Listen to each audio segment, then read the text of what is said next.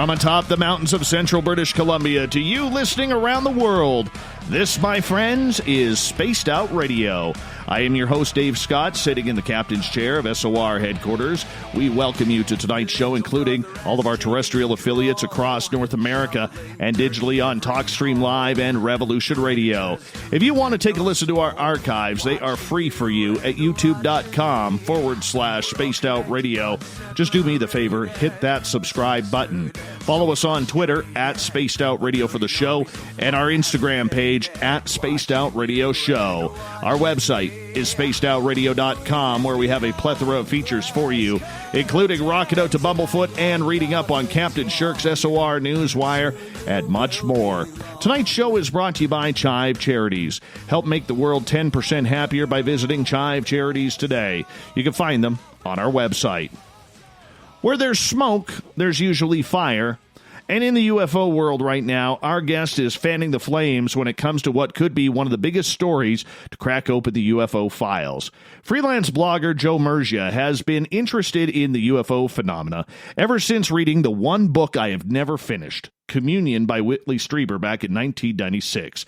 It sent him down a paranormal rabbit hole in which he now resides. His blog, ufojoe.net, is where he focuses on the latest information about UFOs, ATIP, TTSA, and related paranormal subjects. But for now, Joe has been making big-time news about the information he has learned about the secretive Wilson files. What are they? Why are they important? We'll find out tonight. Then at the bottom of hour number 3, I will bring you the SOR Newswire, brought to you by Paranoia Magazine. Joe Murgia, first time having you on Spaced Out Radio tonight. Thank you so much for coming on. How are you? I am great, Dave, and I am excited to be here. I've been wanting to be on your show a long time, and very excited to see what we talk about. You know what? I'm going to start this off with, I owe you an apology. And I'm going to tell you why. All right? For a long time, when I started seeing your name come up in UFO talk, you and I had a few battles on Twitter, and I'm going to tell you, man, it grated me. And I thought, what a jerk this guy is. What an ego. I can't say the word, what I did say. And I got to tell you, man, I'm man enough to admit I was wrong.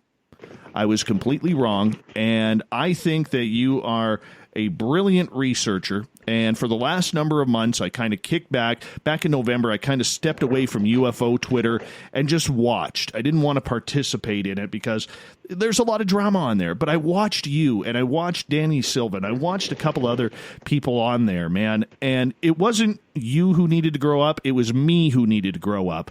And I owe you that apology publicly because you're one hell of a guy. You're a fantastic researcher, and I'm absolutely proud to have you on this show. Thank you so much. Thank you so much for that, Dave. And I have a tendency to get a little carried away on Twitter, so I'm sure I said some things to you that I shouldn't have said. But, you know, I appreciate the apology, and I've never called myself a researcher. I'm like somebody who just collects information. Although on this particular, on the Wilson Davis stuff, I have definitely done some research and some interviews. So yeah, I'm excited to talk about it. I'm proud of what I was able to get. Let's go back to 1996. You read Communion, and it screws you up because this opens your eyes to a whole new world you didn't expect. Do you remember the part where Whitley Strieber is talking about being on the spaceship and he looks to the side of him and his son is right there and it freaked him out? Do you remember that part? I barely remember it. I don't. It's been a while. I read it once in '96, and I started reading that book, and I got scared. I had no idea what that book was about. It was my first wife. My first wife, who I was pursuing at the time, she brought up this book. She goes, "My aunt had this experience with this being." I'm like, and I don't remember how UFOs came up, but she says, I go, what kind of being? She goes, "It's on the cover of that book, Communion." So I bought it because I wanted to have something in common with her. I read it. I'm like, this is really scary. I am not reading it. So I put it down. And that night I woke up on my couch. I was scared. So I slept on the couch, left the lights on, and eventually shut them off. And then at like 3 a.m, I woke up and I couldn't move. So I was paralyzed, which was probably sleep paralysis, but I was scared. I was like, what is going on? Oh, yeah. It's the first time I ever had it. So the next day I'm like, you know what? I think that's a sign for me to finish reading that book. And I did. And I'm like, oh, there's a lot of spirituality, metaphysics in here. This is really good. And then that was it. Rabbit hole time. I bought every book I could, and I just read everything. And a lot of the books back then were channeled books, a lot of bad books, books with bad information. But back then I didn't have a filter. So if I read it, it was true. Although I did realize that the channeling books were so inconsistent with their information. I realized wherever they're getting their information, it's not accurate. It's just, you don't know what is accurate. It's inconsistent from book to book to book. And, along the years, one of the guys I worked with down in Tampa, that's where I was living, I would say UFOs are real. And he would say, what's your evidence? And I would never have a good response for him. I'm like, I believe they're real. And he's like, well, what's your evidence? And he forced me to go back and just really refine my debating skills. And that was a really important part of my life. And then over the years, I became more skeptical and more skeptical until I became just a nuts and bolts guy when I got on Twitter. And then now it's a little going back the other direction, which we can talk about later. Absolutely. Well, the reason why I brought up that part is, in your bio where you mentioned communion, that part that I brought up about Whitley Strieber seeing his daughter or his son, I had just become a father like 4 months previous to this. And I got to that part, and I was so freaked out by the book that I figured all of a sudden my imagination was playing, and I was like, what would I do if here I am on a spaceship and I look down and my baby girl, who is now 21, is sitting right beside me? And you have no control over that. And to this date, that book is in a box in my storage room. It hasn't even made it to all of my UFO collection books, man, that are right behind me here in studio. But, I think that you are someone who is ripe for this debate about the Wilson Files. And we're going to learn a lot about those tonight. But, Joe, after you read this communion book and you started learning about the subject, it's a quick rabbit hole to go down. For many people who have never edged close to that UFO rabbit hole, what's it like to fall off the edge? It was an obsession. I mean, I bought all these books. I booked a 3-day stay at the beach, and I just went by myself, and I just read. I read. And actually, when people say, "Have you ever seen a UFO?" That 3-day stay at the beach down in Florida, I slept on the beach till like 3 a.m, and I saw something over the water. It was a red light. I cannot say what it was. That would be the only time. But I was looking back then. I remember some of the things I believed, and it was ridiculous. I look back now, and I'm like, how did you believe that? And I was saying some really stupid things. It was all related. It was related to channeled books. Specifically, do you know the channeled books Cryon? I've heard of them. He's a really popular channel. So it was related to that, some of the stuff in that book. So it was, and I didn't have anybody around me that was interested in any of this stuff. Kind of like now, nobody in the family. So back then, I actually was so obsessed. In 2000, I quit my job. I was working for the city of Tampa Television as a cameraman, editor, director. I was there for 8 years. I was 2 years away from a pension. And I had started my Open Mind newsletter, and I was loving doing that. It was UFOs and paranormal, and it was via email. And I said, you know what? I don't want to work anymore. I want to do the newsletter. So I quit my job 2 years short of my pension and went into the newsletter full time and fell flat on my face. So, yeah, that's how I got started back then. Well, have you ever seen a UFO? Have you ever had an encounter? The only time was at the beach, if that red light I saw over the water, but I don't know what that was. I cannot say it was a UFO. It didn't move at all. It was just right on the horizon. It was odd, but I don't know. So, Joe, why believe in this? Why dedicate so much time in your personal life to trying to figure out this ultimate life mystery? Why believe is because the evidence is overwhelming. There are craft coming from somewhere, or maybe from here, that are making these amazing maneuvers that we can't do, apparently.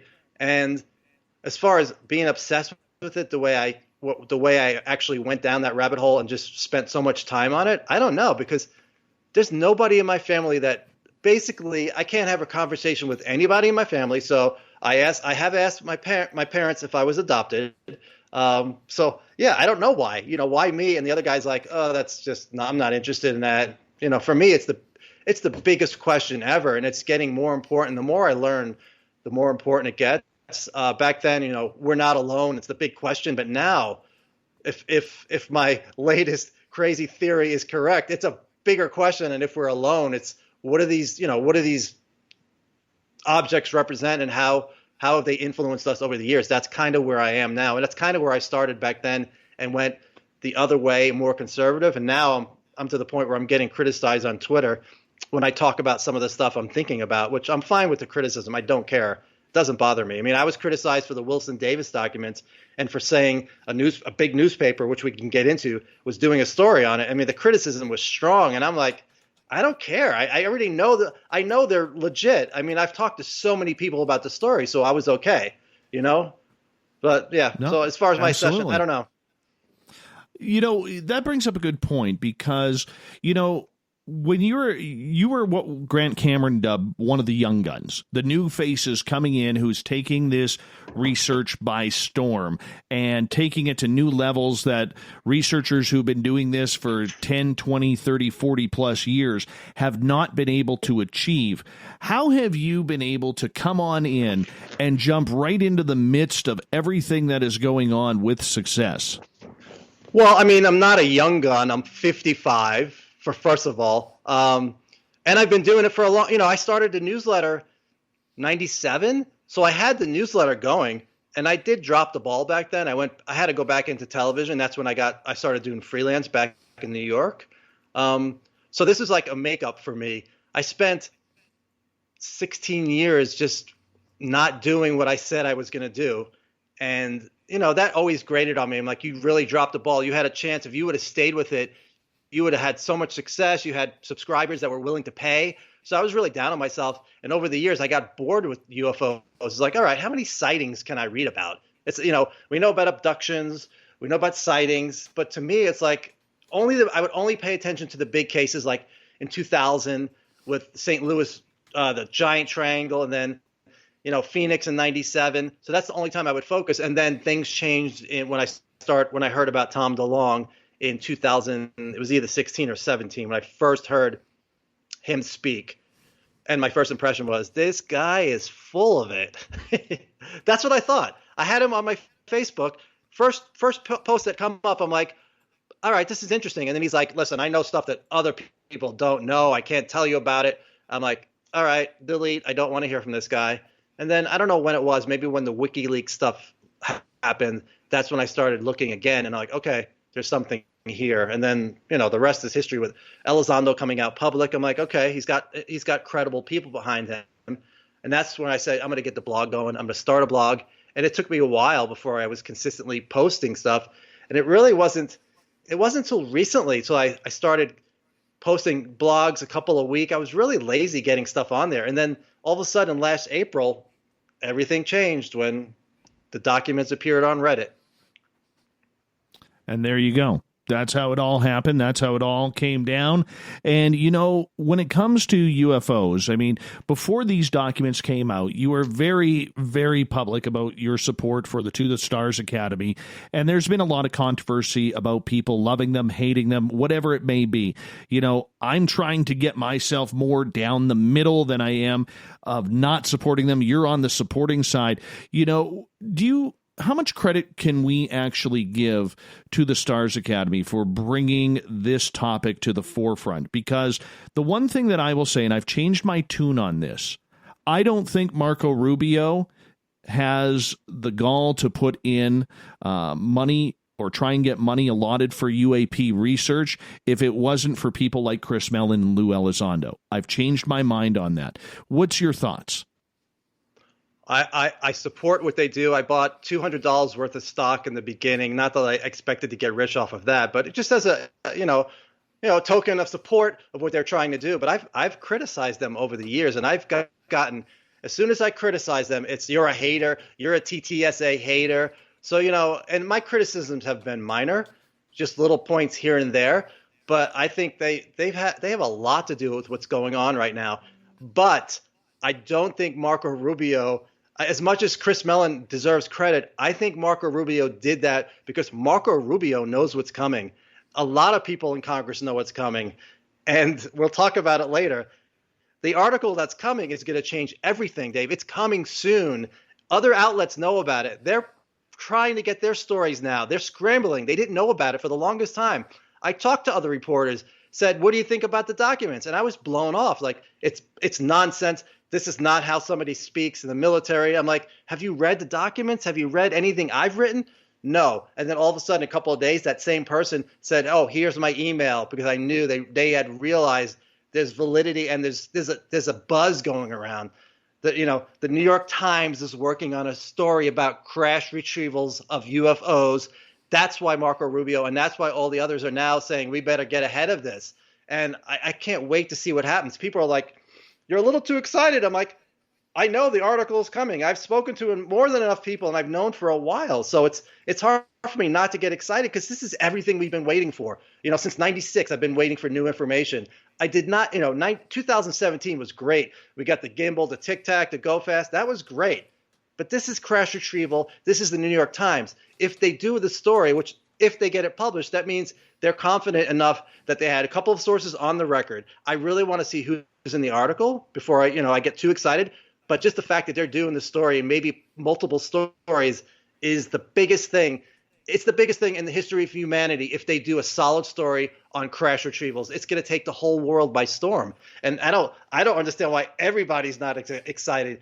I know a lot of people are like, well, we don't know if it's really coming.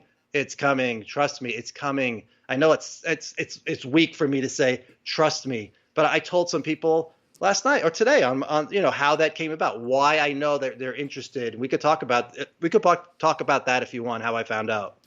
Absolutely. And before we get to how you found that out, as we got about 5.5 minutes here before we got to go to break at the bottom of the hour, Joe Murgia, UFO Joe, is our guest tonight on Spaced Out Radio. Joe, it's one thing for the UFO field, those who've experienced, those who have a curiosity, whatever it may be. It's one thing for this story to jump out at them and for people like us to be excited about it. How do we get the mainstream people excited? Because for the rest of the UFO world, when it's gone into mainstream, people have turned the channels. It's been passé news. They really haven't paid attention. Yet this is, in my opinion, next to Jesus Christ himself coming down from the heavens, the biggest story in the history of mankind. I've always asked myself, it's always been my goal to interact with mainstream folks about this subject, because as much as I love discussing it with people who are interested, the only way it spreads is if the mainstream crowd gets interested. So, a couple of years ago, I drove Uber for a month, and every chance I got, whenever I saw an opening, I would bring this subject up. And, it was surprising the amazing stories I got from people, not just UFO related, everything. I remember talking to a surgeon about all aspects of the paranormal. So you really can't force people to get interested. 2017 was a great start. The most read article on the Times. We had videos, we had fighter pilots, two things we need, and we need radar too. That's the beginning for mainstream. We need that. But if we can get crash retrieval and it's credible, that's going to spark a lot of interest in the mainstream. They'll start digging in, and hopefully with the Marco Rubio effort that Chris Mellon led, if they can get more videos released. People love videos, Dave. If they have videos and the pilots are able to talk about it openly, that's the first step, I think. And then I think it'll just grow and grow. It's still going to take time. It's not like overnight things are going to change. I get excited and I say stuff like the world is about to change. I do think the world is about to change, but it's still going to take a while for the masses, 8 billion people on this planet. But it's going to be shows like this and blogs like mine are going to be overwhelmed. I believe that's going to happen because people are going to be searching for answers, and it's going to build and build and build. And we're people that have been at this for a long time, and people are going to want to know our opinions. I know people get on my case because I speculate. I do speculate. I don't mind speculating. But with this subject, the people are like, well, where are they from? Why are they here? The only thing I can do is speculate because I don't know. I don't know any of that stuff. I mean, everything I speak about or tweet about their origins, their intentions, I have opinions, but that's all they are. So, I think it's good what TTSA is doing. And next season, it's going to bring people along slowly. They need to. Otherwise, if you just show them crash retrievals, it's going to be a big shock. And then if we get into why they're possibly here, that's something most people will not be able to handle. If what my opinion is at this point is true, that's going to be a big pill for people to swallow. It's going to be devastating for a lot of people. Joe, we got 2.5 minutes left. You used the word sources a couple of times already this show, and that's part of the issue that many in the field of ufology do not understand. When you use sources, I'm okay with it because I'm a journalist. We use sources. We have to protect where the information is coming from in order to keep that information line flowing. Yet UFO Twitter has been very ruthless when it comes to protecting sources because anybody in their world can hide behind a source. So how do you defer that with information and getting your point across? I don't really love the word source. There are people that I speak to, they're all different people. And some of my sources, I quote them, like Dr. Eric Davis. I quote him in some of my articles. I wrote an article about him. The way, I met him and I got quotes about Bob Lazar. That's how I met him. But there are other people that will give me quotes and they're like, you can use this. And I know the person. I know that they've been recommended from somebody else. I look into them as much as I can. I think they're credible. And they say, you can use this. Here's some information. Or they'll give background information and they'll say, you cannot use this, but you can use this, just for your background research. Just keep it in the back of your mind. The biggest challenge with that is not, I don't care. I really don't care what people think. If they think the sources are fake, that's fine. In the end, either my story is going to be accurate or not. And with this particular story, Wilson Davis, I think it's a very short matter of time. We're going to know either way. And we'll also know whether or not, the New York Times, people are like, well, that's not, you're saying it's coming. Well, whatever happens, it's going to happen soon. So for that stuff, it's going to happen. And then people could say, wow, your sources were right. And it's like, as far as the other stuff, the speculation, that's another thing. I don't have sources for that. That's just reading books and just trying to put pieces together and having an opinion. But I can't help if people get mad that I can't name. People want me to name sources and just tell them everything I know. I'm like, I am not doing that. I mean, my biggest problem is trying to make sure I don't say something that I was told in confidence. Because there's so many people and there's so many things that like you can say this, you cannot say this, and that would be a disaster. Burning somebody or just letting out information that Absolutely. I shouldn't have said. And people don't know, as we go to break here at the bottom of the hour, you're playing with people's livelihoods, the way they pay their bills, the way they keep their employment going, the way they get their paychecks, and you have to be careful with that. Joe Murgia on Spaced Out Radio. After this break, we're going to start getting into the Wilson files. What are they? For those who need an educational update, get your notepads ready because we're about to go to UFO school with Joe Murgia.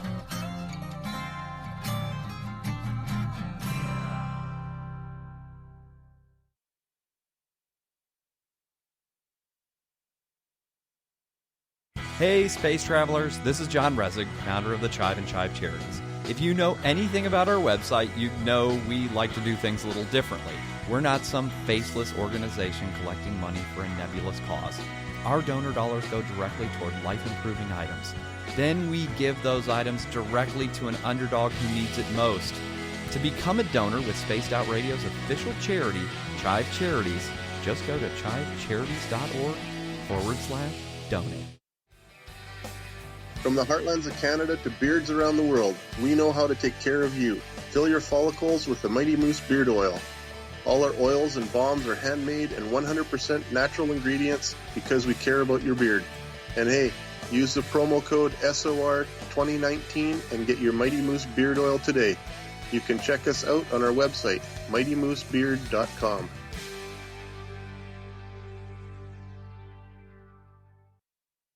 Hello, this is your guitar man, Ron Bumblefoot Thal, and I have to tell you, I love the response I get for Little Brother is Watching from Spaced Out Radio fans. It's amazing how music can inspire and make people think deeper about what's going on in the supernatural world.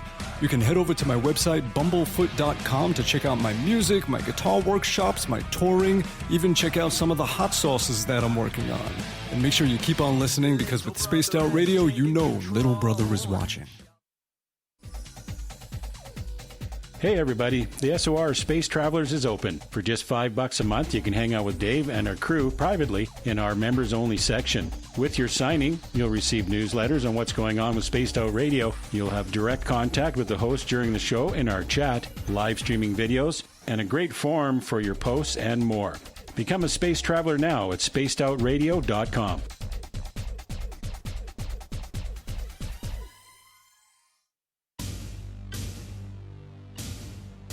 You wanted new SOR gear, and now you can have it. The SOR Vault is fully stocked with t-shirts, hats, hoodies, mugs, and everything in between, with great logos for you to choose from. So head on over to spacedoutradio.com, click on the SOR Vault, and go shopping. Pricing is quite affordable, and you can look good representing your favorite show. So go to our website and pick up your new SOR wear at the SOR Vault today. If you like it hot, real hot, then heat up your meals with Bumblefoot hot sauce. Get your Bumblefoot hot sauce today. The sauce, Bumblicious, and the 4 million Scoville unit Bumble. We're going in hot, real hot, coming out even hotter. Keep the milk nearby and tantalize your taste buds tonight. Bumblefoot hot sauce, available now at kajans.com. Cold drinks, great food, and the best music in Vancouver. The Moose Vancouver is the place to be, open until 2 a.m. nightly. Everything on the menu starts at just $6.95. Who serves food that cheap anymore? At the Moose, you'll never know who you'll run into. Rock stars, actors, athletes. It's the place everyone wants to be. So join us at the Moose Vancouver, the official party bar of Spaced Out Radio. Hello, Space Travelers. It's me again, Carl. Don't forget to join the Space Travelers Club for just $5 a month, and follow Spaced Out Radio on Twitter at Spaced Out Radio. Our Instagram, Dave Scott SOR. Our Facebook page is Spaced Out Radio Show. Our archives are free at youtube.com/Spaced Out Radio. Come woo it up with Spaced Out Radio today. Bye!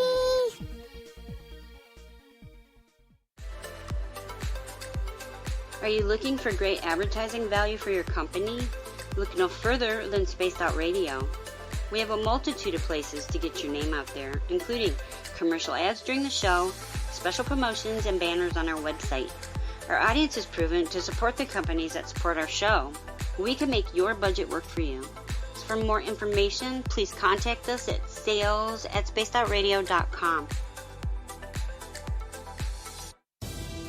At spacedoutradio.com, we are keeping you up to date on all the news with the SOR Newswire.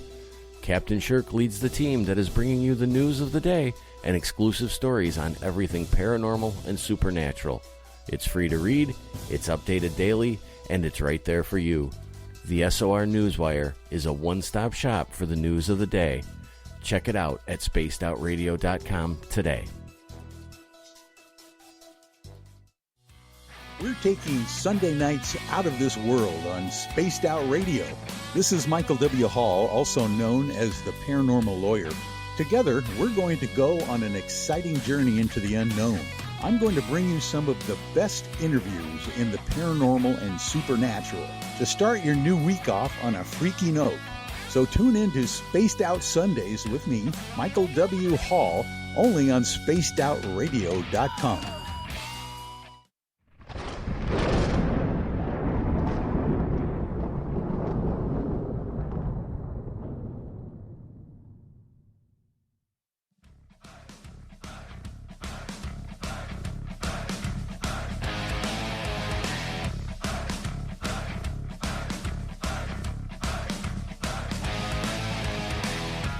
Welcome back to the second half hour of Spaced Out Radio tonight. I am your host, Dave Scott. Sitting in the captain's chair of SOR headquarters, thank you so much for taking the time to spend with us. We want to remind you that if you miss portions of this show or others, you can check out our free archives at youtube.com/spaced out radio. Just do old Davey the favor, hit that subscribe button. Our website is spacedoutradio.com, where we have a plethora of features for you, including Rocket Out to Bumblefoot and reading up on Captain Shirk's SOR Newswire. On Instagram, you can follow us at Spaced Out Radio Show, as well as on Twitter at Spaced Out Radio. We're talking the Wilson Files tonight. Joe Murgia is our guest. His website, ufojoe.net, where you can read his amazing blogs, his great research. I know he hates that word, but I'm going to use it anyways. And, this guy is right on top of things when it comes to these Wilson documents, and we're going to learn all about that starting right now. Joe, welcome back to the show. Thank you, Dave. Great to be here. Absolutely, my friend. We're glad to have you back. Now, Joe, I got to ask you, for people who may not know who Admiral Wilson is, let's start off by focusing on him. Who is he? He was a Joint Chiefs of Staff J2, and I don't know exactly. I know when you're at that level, you're advising the president. There are a lot of Joint Chiefs of Staff, and they advise the president and works in the Pentagon. And I can go into how I first heard his name if you would like. Yeah. So back in April or May of 97, I'm listening to the radio of the infamous Coast to Coast back then. It was Art Bell, the late Art Bell. Love him. And Dr. Stephen Greer was on, and this was 97. So I'm not sure how I felt about Greer back then. Eventually I had a problem with a lot of what he would say, but back then I'm not sure. But anyway, he was talking to Art Bell and saying a lot of people, when they first hear about UFOs and they're legitimate and they're true, they have a reaction not unlike a, quote, Joint Chiefs of Staff fella that I briefed up in Washington about a month ago. So when I heard that, I'm like, Joint Chiefs of Staff? I mean, that's a really big deal. I mean, I don't know every position in the government, but I know somebody in the Pentagon who's a Joint Chiefs. I know that's a really high position. And he said that, they briefed him on information. It was Stephen Greer, his military advisor, Will Miller, Commander Will Miller, who's a very important part of the story. It was Stephen Lufkin, who's a supposed Eisenhower witness, who was controversial, so I really don't talk about him very much, and Dr. Edgar Mitchell, the sixth man to walk on the moon. So, they were there, and it was supposedly Wilson. It depends on who you talk to, if Wilson asked for the briefing or Miller set it up. Miller was the point guy. Will Miller had a sighting in 1970 in Vietnam in the Gulf of Tonkin when he was on a ship, and it was a USO. It started above the water, went underneath, and then just took off at a high rate of speed and went under the ship. So he had become interested in the subject, and then over the years, he would talk about it and let people know he was open about talking about it. And he briefed people starting in 1989, a lot of higher-ups in the government who just didn't have information about it. You would think they would, but they didn't. They were kept in the dark. So if they were ever asked in it, they had plausible deniability. So if they were ever asked in front of a congressional panel, do you know about UFOs? And they would say no, and they would be telling the truth. But he would brief them privately. And one of the briefings was Admiral Wilson with Dr. Greer, and a lot of people have criticized Dr. Greer for calling it a briefing, and I have been one of those people, but recently saw a letter, which we can talk about later, from 1995, and Miller was writing to Wilson saying, if you would like a briefing with Dr. Greer and myself. So, Miller called it a briefing, so apologies to Dr. Greer for that. So they brief him, and they give him all the information they have. And he's upset. He goes, I have no doubt all of this is true, but I'm horrified. I don't know about any of this stuff. And they also gave him a sheet that had code words on it for some of these programs. So they leave, and then he says he's going to look into it. He said, this is a rogue group. This is illegal. And it was an NRO document, National Reconnaissance Organization document with the code words of the hidden UFO programs. So they leave, and they give him time. And I think he took 45 days. He made various phone calls, and he finally found a program. But that doesn't come until later. we didn't know anything except he had been given information. That's all we knew from that interview. And then the first time Stephen Greer spoke about war was September 12th, 2001 in Portland. He was lecturing the day after 9/11, and he said Wilson tried to get into a black project, but he was told he did not have a need to know and was turned away, and he was horrified.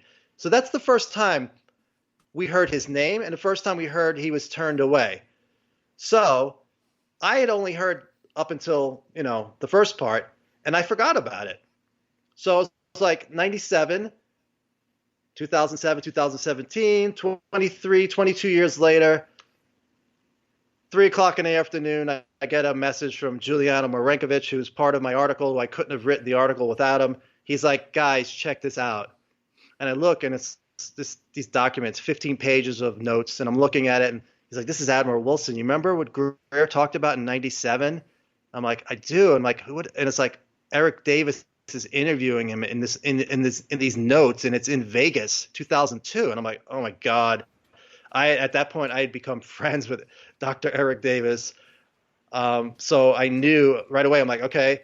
So I'm reading through the notes. I'm like, this is amazing. If this is accurate, this is incredible. This is what we heard about. We never heard the other end of the story. What happened to Wilson once he found these programs? We didn't hear any of those details. And in the notes, that's what this is. He tells Davis exactly what happened. And I don't know if you want to get into that right now, but that's the meat of the notes. That's the most important thing. Joe Murgia is our guest tonight on Spaced Out Radio. Joe, this set of notes has some very high players involved. And for the most part, I learned about these documents in December after a conversation with Michael W. Hall and Grant Cameron regarding this. And then it was just a few months later where Richard Dolan did a fantastic job in breaking the story out and getting it out into the public, which really set everybody, chasing. Maybe not you, but the fact, because you were already in the know, but for a lot of people, it was the first time hearing this publicly. And this is where we heard the famous line, the leak of the century. Now, a lot of people blew that up saying, this is going a little bit overboard. We can't confirm or deny these letters even exist at this time. Why were you so hot on the trail? What did you do when all of that started breaking out? I watched, like everybody else, I watched Richard Dolan's amazing analysis. And, people are like, he's blowing it out of proportion. I'm like, no, he's not. I'm like, I listened to what he said, and that was, I didn't have all that background information. A lot of the people and some of the details and notes I didn't understand. So listening to him, I'm like, okay. And he has his own sources too. So he had his opinions even before this. I mean, in 2000, I think it was 2006, he actually contacted Admiral Wilson and pretended he was doing some historical interview, and Wilson spoke to him. And then it was an ambush interview that Richard says he does not like to do. And I don't even like making the phone calls. I'm right there with him, but this is such an important story. He did it, and he brought up the UFO question and the briefing that he supposedly had with Greer, and it ended, he admitted that he had the meeting because Edgar Mitchell, the sixth man to walk on the moon, out of respect for him, I wanted to at least listen to what they had to say, and I kind of remember it. And then Dolan pushed further, and basically he says, yeah, the meeting happened, but whatever else they say in the book, because he read him. Greer's book came out in 2006, I think. It was called Hidden Truth, Forbidden Knowledge. That was the second time he named Wilson. And he talked more, basically he said, they gave Wilson code words, and he located a UFO-related program in a cell in the Pentagon, and they told him, sorry, sir, you do not have a need to know. And when Dolan brought that up, Wilson said, that's just a bunch of poppycock. It's one of my favorite lines ever in this story. So so after that, I watched Grant Cameron's videos, and I started digging on my own. I wrote right away, the documents came out on Reddit in April of 2019. And I think I sent the link to Eric Davis, and I was pretty sure he wouldn't be able to say anything, and he didn't. He might have said a couple of things like, yeah, I don't know where that came from. And then I said, well, just so you know, my friends and I, we realize this is sensitive, and I know you can't comment, but we're not going to post it anywhere. We thought about it, like, oh, look, we can post this and get some notoriety and get some, publicity, but, I'm friends with him. So for me, and he's not the only one I told this, I'm more worried about friendships on something like that. I'm not going to hurt somebody just to get the story and get the notoriety. So we waited and waited. So 2 months go by. All of a sudden they show up on Twitter. We're like, let's go. This is it. I emailed Eric Davis for a comment. He said, no comment. That's the first time. And I've spoken to him for, a year and a half. It's the first time he was ever at a loss of words. He writes me the best notes. He educates me so much on this field. It's unbelievable what he knows. And a no comment from him. When he said no comment, I knew there was something there. And that's when I said, let's start digging. And I didn't start really digging until April of this year. Okay, I got to stop you right there because, in a person in your position where you have built a relationship with Eric Davis over the years, who is one of the chief scientists involved in all of this type of research, when he all of a sudden hits the brakes and says no comment, that's a story on its own, is it not? It is. And the way we met is interesting. He was on George Knapp's Facebook page, and it was right before Jeremy Corbell's documentary came out about Bob Lazar, and Davis was ripping into the documentary, and it hadn't even been released yet. So I'm like, how could you possibly be criticizing a documentary you haven't seen yet, Eric? And I didn't even know him at the time. So we went back and forth. I insulted him a little bit, but he didn't really insult me back. I'm like, all right, he's got some thick skin. That's good. And then he wrote to me privately, and I wound up writing as much as I could. I wrote a fair article on Bob Lazar, the pros and the cons. And the quote was from Eric at the top, say, Bob Lazar made up his cockamamie story. And so that's how it started. And then from that time up until the documents and the no comment, he was the most talkative person whenever he had time, when he wasn't busy with work. So yeah, it was definitely a story. And that's when I'm like, okay, it didn't prove it to me. I'm like, it's possible. We thought of all different angles. We went through it so many times. Even recently, Dave, I was questioning myself every day, back and forth, just asking questions. Somebody I spoke to said, well, that's how a journalist should do it. You should question everything. I'm like, yeah, I am. I said, because I'm not sure. Even though I have a lot of sources telling me, there are a lot of other people just giving me the negative side. And so I want to be careful. I don't want to look like an idiot, because I have done that before. I've spent time on a story. It was a football story, and it was related to a rape case in the NFL. And I spent so much time, and I came to a conclusion not about the rape case, it was about whether or not a team was going to select a certain player in the draft. And I was so convinced I was right. I was so convinced, just like this time. And then it turned out I was wrong. So, and I got so much flack for it on Twitter. It's just, my phone started blowing up. I was devastated. It was the worst day ever. As far as this kind of stuff and the internet, it was the worst day I had. I remember I had my ex-wife shooting video of me. I said, shoot some video of me as I celebrate my accurate prediction. And then all of a sudden the draft happens. It's not the guy I said they were going to take. And I'm like, I put my head down. I said, shut the camera off, shut it off, and delete that video. So I had that in the back of my mind. So I'm like, is this going to happen? So every time I'm like, I'm really going out of ledge here. And if it happens, if I'm wrong, it's here we go again. I'll be out of the UFO business. If I'm wrong about this, I will be out of the UFO business. I'll just go back, just focus on hockey and reality shows. And so that was in the back of my mind always. But as time went on, I met more people and more people who I really trusted. And, and then George Knapp recently put out a public comment. He's known these guys, the NIDS guys, National Institute of Discovery Science, which Eric Davis was a part of. He's known all those people. He was around the time of when the notes were made. So he's like, I believe they're real. Just his word alone was a big part of it. But even today, I got information. And it's people say, well, you already knew they were real, so why do you care? I'm like, because it's always good to hear more. It's you read a text and you see who's sending you that text, and they're saying, I checked with so-and-so, and they're, well, it wasn't actually, that part wasn't about the notes. That was about the article coming out, because a lot of people have said there's no article. They've denied it. But the text I got today was saying, yeah, it's 100%. They're doing an article, and they're close. So we could talk about the article later.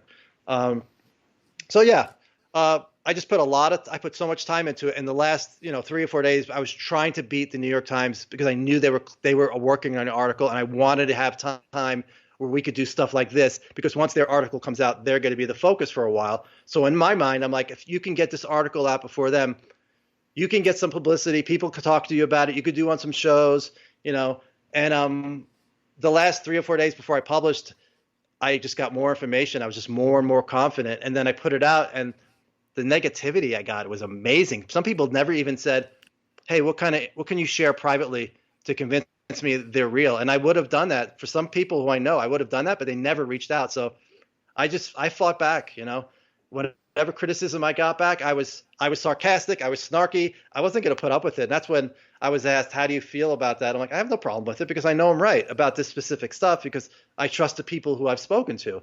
It's not arrogance. I'm not an arrogant person. It's just confidence in the people I've spoken to. And there's no doubt in my mind the documents are real. I can't prove that what was said to Davis by Wilson, what was told to Wilson by these people he encountered, they said about the program. I can't prove that. I do think he was told the correct information, but there's only one way to find out. We haven't got to that part of the story of what they have, but yeah, it's been a really exciting ride. I really enjoyed it, Dave. It's the most fun I've had since I've gotten into ufology. And we got to be able to have some fun and some humor with this as well. And as you stated, there wasn't a lot of humor coming your way. But to look at the other side of things for a second, okay? And I'm even reading comments in our chat rooms that are going on right now. And, a lot of people are like, it's just a document. We don't know. Admiral Wilson has come out and said he did not make those comments. He doesn't know who Eric Davis is, and he doesn't know anything about the UFO subject. Leave him alone. And he's been very adamant about that in this statement that came out about a week and a half ago from him. Yet, if we play the other side of the ledger, he may be telling the truth. But if we play the other side of the ledger, Joe, it's basically like, of course he's going to say that. He has no choice but to say that because there's NDAs involved. There's a lot of top secret information involved. What else can he say besides no comment? It just doesn't make sense, Joe. The first line in my part 1 of my article says, I'm not sure if I'm quoting it exactly. It says, you're going to be lied to because that's the rule. These guys are allowed to lie. If you ask them a question about one of these programs, a special access program or an unacknowledged special access program, they have to lie. They just can't say no comment. They need to deny it. They need to get the press or whoever asked them on a different angle because they don't know. They don't know who they're talking to. It could be somebody who's Russian. It could be somebody who's Chinese. They don't know. They never know who they're talking to. If they get a phone call from a reporter, how do you know it's a reporter? You don't know who that person is. We're trying to keep secrets. If it's whatever the program, even if it's not about UFOs, some secret technology we have for warfare. And I'm not a war guy, but I'm just saying they don't know who they're talking to, so they have to deny it. And if they can throw them off the trail with a really good denial, that's what they need to do. And I have zero doubt Wilson was lying. And I don't say that, as I said, I think he had to do what he had to do. I don't hold any ill will towards anybody who lied. All the people who were contacted, most of them by Billy Cox, who's out of Sarasota, Florida. He's done some amazing work. They lied to him too. That's just what they have to do. I think I was lied to by one of the guys, a couple of people. So what? It's not, it's a dirty word. It's just them protecting themselves, protecting their NDAs, protecting their family. And there are people out there that said, well, they should say whatever this story is the biggest story in humanity. They should just break their NDAs. I'm like, I don't agree. I cannot judge somebody. That's up to them. Do I think if these people spoke about a UFO program, they would go to jail? No, I don't. I think the program is illegal. And Will Miller, who's part of the story we haven't talked about too much, that was one of his opinions. If the program was illegal and it's unconstitutional and they speak out, he doesn't think the NDAs hold any weight. So, Were you surprised by Wilson's comment, though? I wasn't surprised. But his last comment, Billy Cox, first it was 2006, Dolan got the denial. I'm like, all right, the way Dolan described it, it sounds like he was caught off guard, and I didn't believe him. 2008, Billy Cox spoke to him, and it was like, maybe, I don't know. But then recently, Billy Cox got a hold of him again. And this is in the middle of my article. I spent so much time on the article. The Billy Cox interview with Admiral Wilson comes out, and Admiral Wilson is denying even meeting him. This is fiction. It was a really strong denial. And I'm like, oh, my God, I just wasted all my time. This is nonsense. And I talked to Giuliano, and I'm like, he's like, I've been through the same thing over the past 2 years. It's up and down, up and down. It's legitimate. It's not legitimate. He goes, so then I met somebody, and somebody introduced me to somebody, and they talked to me through certain things. And that's around the time when I found out about the New York Times. That's when we really got excited. It wasn't just the notes. The notes alone are not going to change anything. I can summarize the whole situation, put together a really good blog, but the New York Times has resources and credibility and influence on people to get them to talk. I don't have that. So once we were sure they were involved, that's where everything got knocked up a notch. That's when we really got excited. And even in the last couple of days, we've got excited. We get confirmation after confirmation. Oh, remember when we talked about that? Guess what I just got?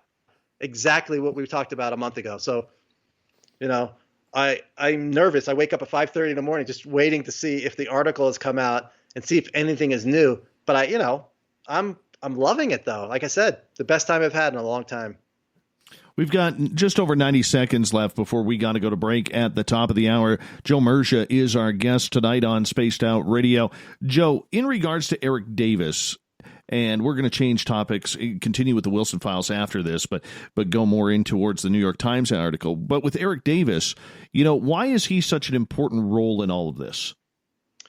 First of all, he's the smartest person I've ever met. If I ever talk anything with physics with him, if I mention the subject, he starts going off into stuff that makes my eyes cross. And I have to say, you need to stop. Just stop. I have no idea what you're talking about. And he's learned to keep it really simple. I mean, he's gotten frustrated with me over the years. Like certain things I don't understand and some stuff I should understand.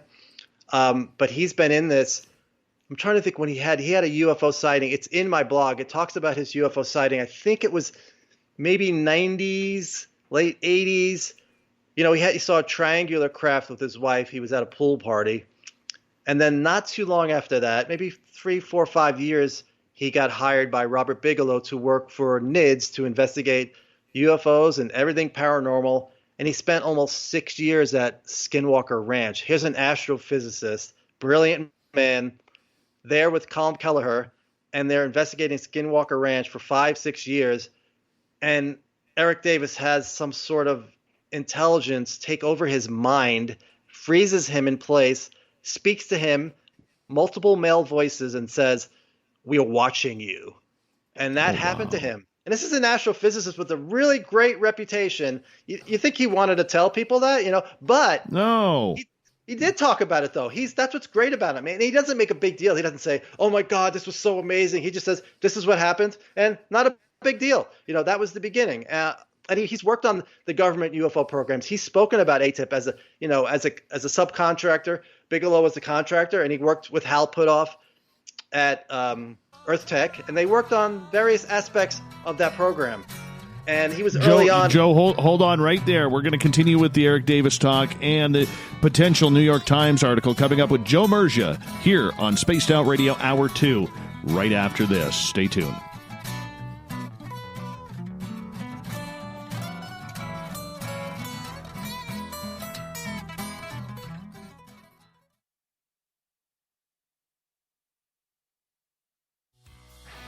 Hi there, this is the paranormal lawyer Michael W. Hall. I'd like to invite you to listen in each Sunday night where we're going to open up your eyes to everything strange and paranormal. I will be hosting some great guests with topics that affect us all, such as UFOs, ghosts, and everything paranormal. Let's learn together on Spaced Out Radio Sunday with myself, Michael W. Hall, the paranormal lawyer at spacedoutradio.com. We are scouring the world for the most intriguing stories of your day. Take the time to read up on the SOR Newswire, where our team, led by Captain Shirk, will deliver to you some of the best paranormal and supernatural news, along with some stories that will blow your mind from the weird to the wacky. It's the news outside the news that piques interest, and that's what we're looking to deliver to you. The SOR Newswire, only at spacedoutradio.com. Hi, this is Amber Beckrud, and I want to invite you to subscribe to our YouTube channel where we store all of the SOR show archives for free. And as an added bonus, every 2 weeks I'm posting brand new content on Cryptid Tales, where I will get into some of the spookier legends and folklore from around the world and tell the stories that go with them. Find us at youtube.com/spacedoutradio and check out Cryptid Tales today. Drop a comment and let me know what you want to hear. See you there. Are you an experiencer of something strange that can't be explained? Do you want help finding out what's going on? I'm Ryan Stacy, head of the Experiencer Support Association, otherwise known as TESSA.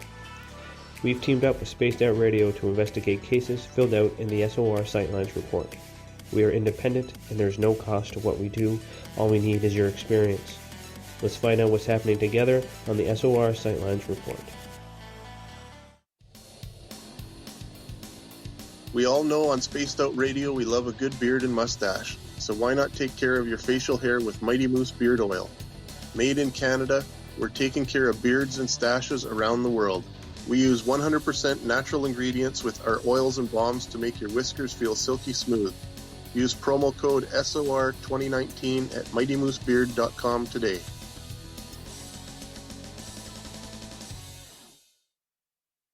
Hey, space travelers, this is John Resig, founder of the Chive and Chive Charities. If you know anything about our website, you know we like to do things a little differently. We're not some faceless organization collecting money for a nebulous cause. Our donor dollars go directly toward life-improving items. Then we give those items directly to an underdog who needs it most. To become a donor with Spaced Out Radio's official charity, Chive Charities, just go to chivecharities.org/donate. The party is always on at the Moose Vancouver. The Moose Vancouver is where you want to be when visiting Canada's West Coast. Open until 2 a.m. nightly, the Moose cranks up the rock while serving some of the best rated food in the city. The menu starts at $6.95. Why party anywhere else in Vancouver when the Moose is right there?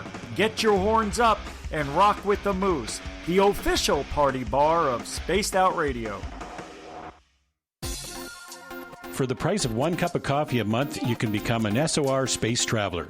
The Space Travelers Club is a place where you can interact with other listeners, either live during the show or on our great forum. We want your stories, pictures, comments, and ideas. You'll get live video streams, exclusive content, and be a part of our newsletter. Stay in touch with everything SOR. The Space Travelers Club is just $5 a month at spacedoutradio.com.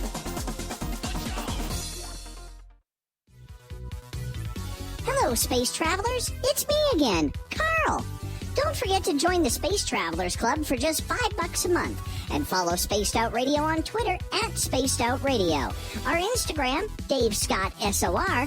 Our Facebook page is Spaced Out Radio Show. Our archives are free at youtube.com/Spaced Out Radio. Come woo it up with Spaced Out Radio today.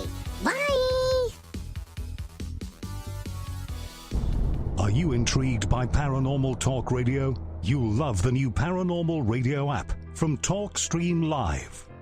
You'll find a great selection of talk shows covering UFOs, ghosts, strange phenomena, and much more. Download the Paranormal Radio app now and start listening to the very best in paranormal talk entertainment, including the network you're listening to right now, the Paranormal Radio app, free in Google Play and the iOS App Store.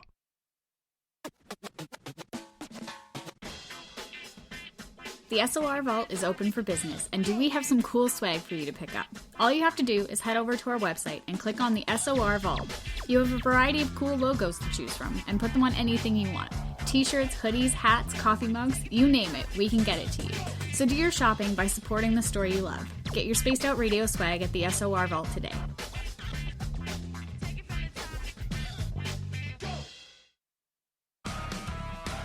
Get your horns up with me on Spaced Out Radio. This is Ron Bumblefoot Thal. Come tune in to SOR where you can hear me rock out with Little Brother Is Watching, the official theme song of Spaced Out Radio.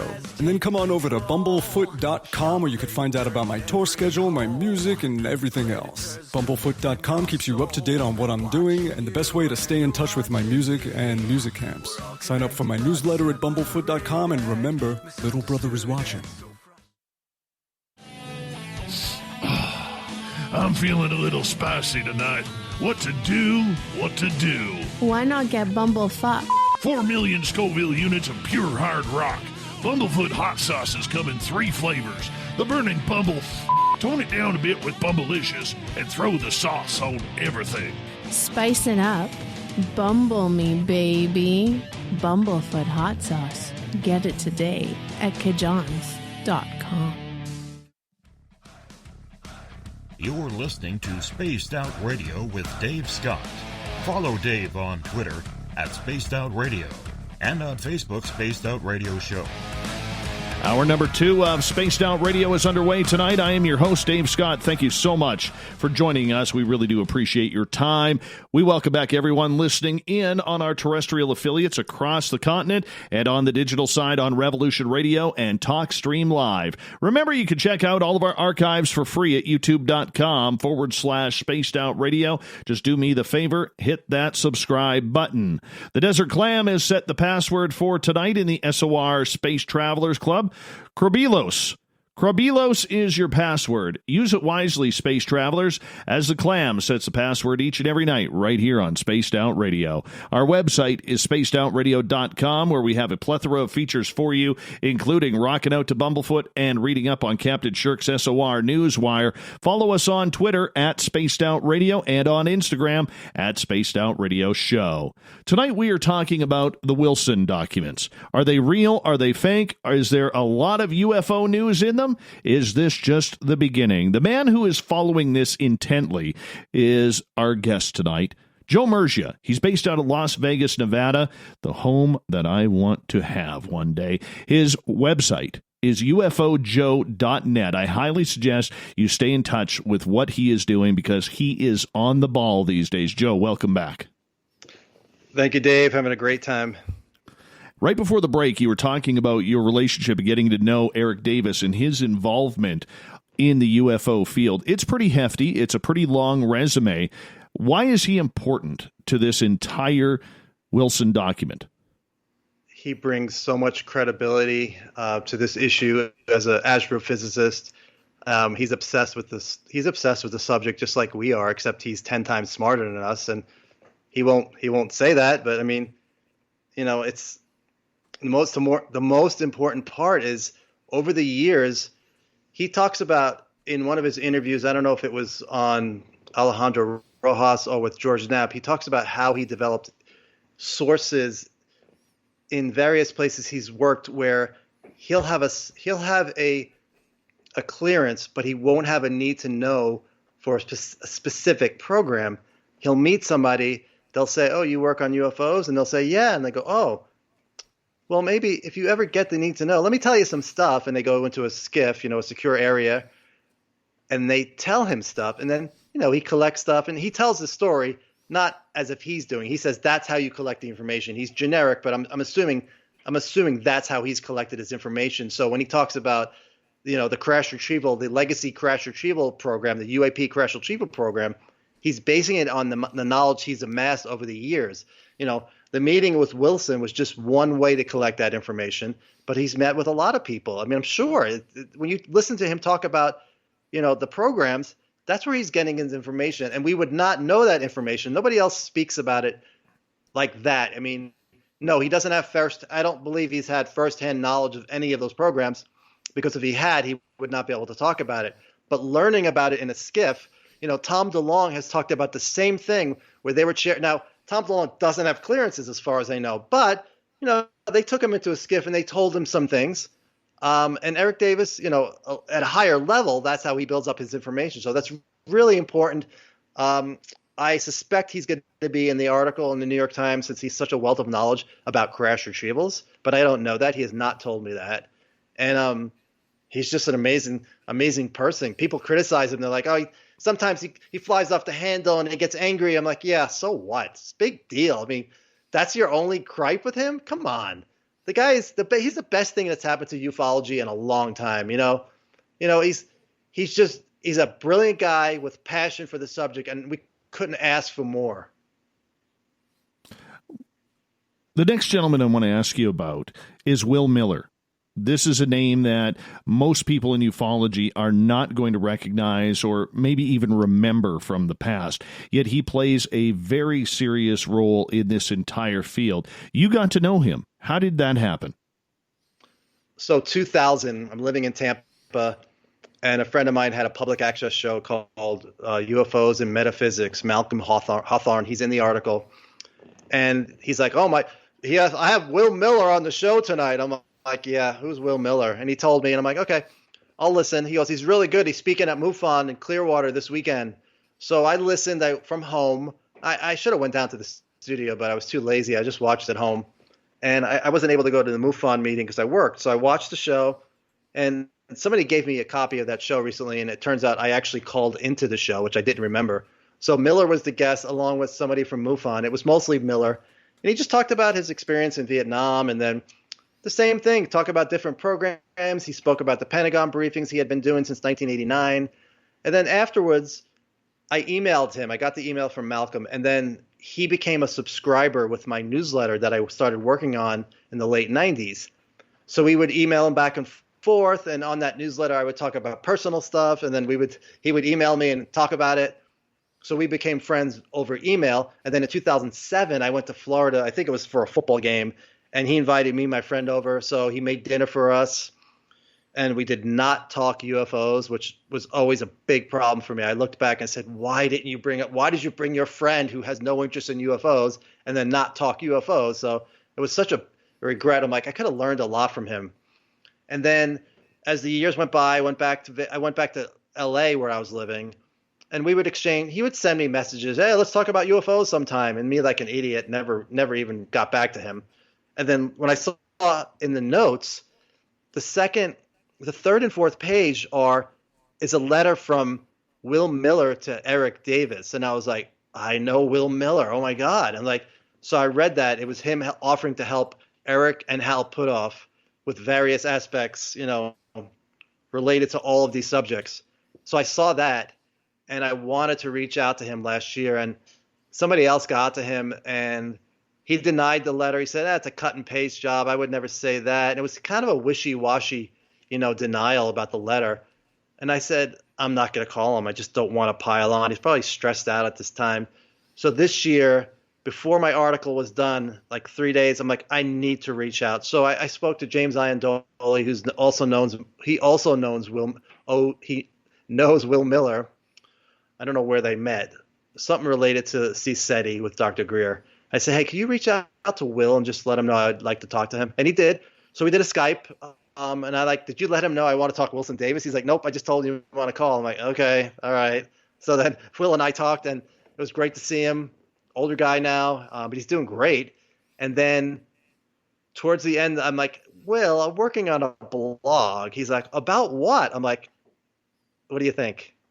He's like, he just makes a face. I'm like, Wilson Davis. He's like, oh. I'm like, what are the chances I can actually talk to you about that? He's like, you know what? He goes, it was such a pain in the neck getting phone calls at the time. I really don't want to do that again. I'm like, well, let's just. He goes, I'll take it under consideration. And I'm like, let me just I'll email you some questions. I don't want to play gotcha, So I did. He said, just email me 2 questions. I'm like, 2 questions? What the heck what am I going to do with 2 questions? So I'm like, what 2 questions can I ask him? And I got some advice. And then he emailed me back and said, you could just ask whatever you want. If I don't feel comfortable, I won't. And that was a separate blog, just that interview. And actually, no, it was part of the blog. And then I published the whole thing. And it's really good. And he has some questions in there he did not want to answer, but he had answered before. And if you read it closely, it's pretty much telling you, he's trying to give, I thought he was trying to give hints because, is your letter something you remember? And he's like, I said, here, are you prepared to say your letter is fake? He says, I have no recollection of that letter. Okay, didn't deny it. And then I said, what parts of your letter are problematic or possibly cut and paste? Somebody made that letter up, like he said last year. And he said he did not want to answer.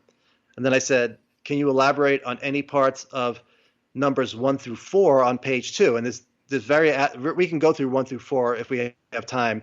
And once again, he said, I'm not willing to discuss that. So, and there's other things he said there where he didn't directly answer, and he's doing the best he can. I do consider him a friend, and, I don't want to burn him at all, but he's doing what he can to tell me as much as he can without going over the line. And like I said, he was a big part of briefing Admiral Wilson back in 1997, and then went on to talk to he broke the news to Edgar Mitchell, that Wilson had. We believe it was Miller that broke the news to Mitchell about the program, Wilson being shut out of the program. And if Miller doesn't talk about it, we may not know about it. Well, the notes eventually came out, but I'm happy that Greer started speaking. People if he broke trust, to him, it's such a big story for humanity. He's like, it's more important than breaking the trust. And Greer spoke about it. 2002 named him. And I know probably among the military and those people, that's a bad thing. But for us, Dave, this is the biggest story in the history of humanity. If somebody decides to break a trust, that's up to them. I will never tell anybody, you need to tell us. You need to break your oath. You need to break your bond. But if they do it, I understand. It's such an important story. Later on, people will say, you know what, you shouldn't have done that, but the story was so important. I'm happy you did do it because it got the ball rolling. So that's Will Miller. Some of the things, one of the things I want to ask you for our audience's sake, okay, what's the story? Is it that there is UFOs coming here and we know where they're coming from, but we're not wanting to admit it? Is it the fact that the U.S. government has been investigating this, or that we have crash retrievals? What is the story that is being hidden here that we need to know? Well, the story with the documents is basically a person in the position of Wilson believed that he would be able to talk himself into that program. I asked Miller, I said, should Wilson have expected to get access to that program? He's like, no, he shouldn't have. He's not on the bigot list. The bigot list is people, who on this list has a need to know. So he should have not even expected to get into that. So that's why people are saying it's fake. He wouldn't do that. But then somebody else said, I heard he was just going rogue. He was so incensed that this information was being kept from him. Something as monumental as, crash retrieval of a UFO, and really amazing information, the best that we have on UFOs, that he decided to go, make the phone call, and they invited him out there. And he went out, and they told him, allegedly in the notes, they told him, they said, it's the program manager. He met with 3 people, and they said to him, they have a craft, an intact craft they believed could fly through space, space, air, water, dimensions. And it all has question marks. So it's like, it says they believed it could fly. So I don't think, they were able to fly it. And then Wilson asked the program manager, is it from overseas? And the program manager is like, no, it's not possible. It's not possible. And then the program manager says, we don't know where it's from, although we have some ideas. It was technology that was, quote, was not of this earth, not made by man, not by human hands. We're trying to understand and exploit the technology. So this was 97 of June. So that's the story. At least, if you believe the notes, there's at least one special access program that has crash retrieval it's a full craft, if you believe the story, an intact craft, which I've always, I'm interested in pieces that are supposedly not of this earth that they've taught, we heard about metamaterials, but this would be an intact craft. This is an overwhelming thing. All of a sudden we get access and we see a flying saucer, and it turns out it's the one from Roswell or Corona or all the other, we've heard of other crashes. That's the story. They might have other information, other programs about UFOs, and they also might have biological programs that deal with bodies. That's the other story. We don't know. So bodies and craft, that's world changing, non-human craft, non-human bodies, wherever they're from. That's the story. He was shut out of it. He believes he should have been allowed in.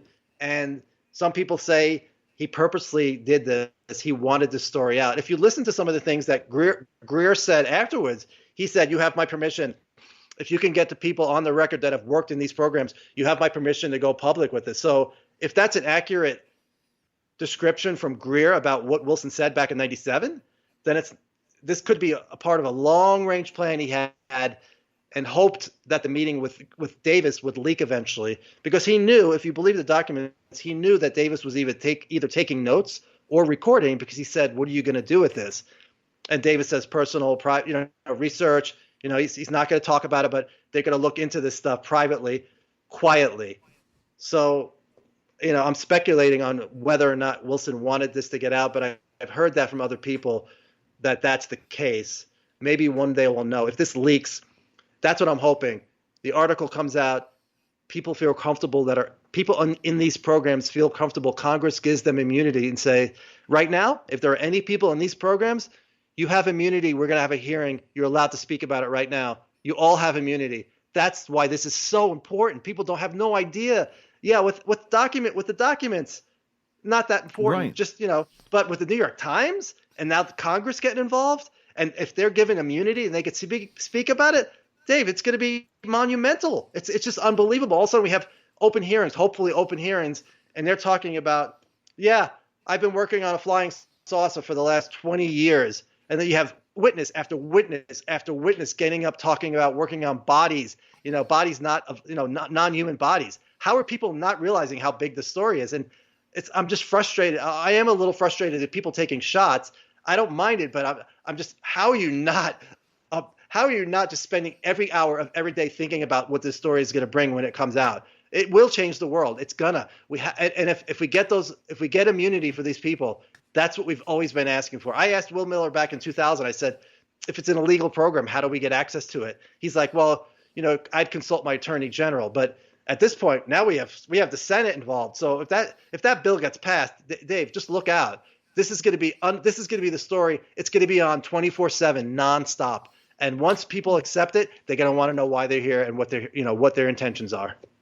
Well, I mean, that's a big thing, too. I mean, Nick Pope recently came out and said that he thinks that a few of these senators on the Intelligence Committee were a little freaked out by what they heard in their briefing from the United States Air Force and the United States Navy. Do you believe that that's the reason why all of a sudden there is potential budgeting going into 2021 for UAP research?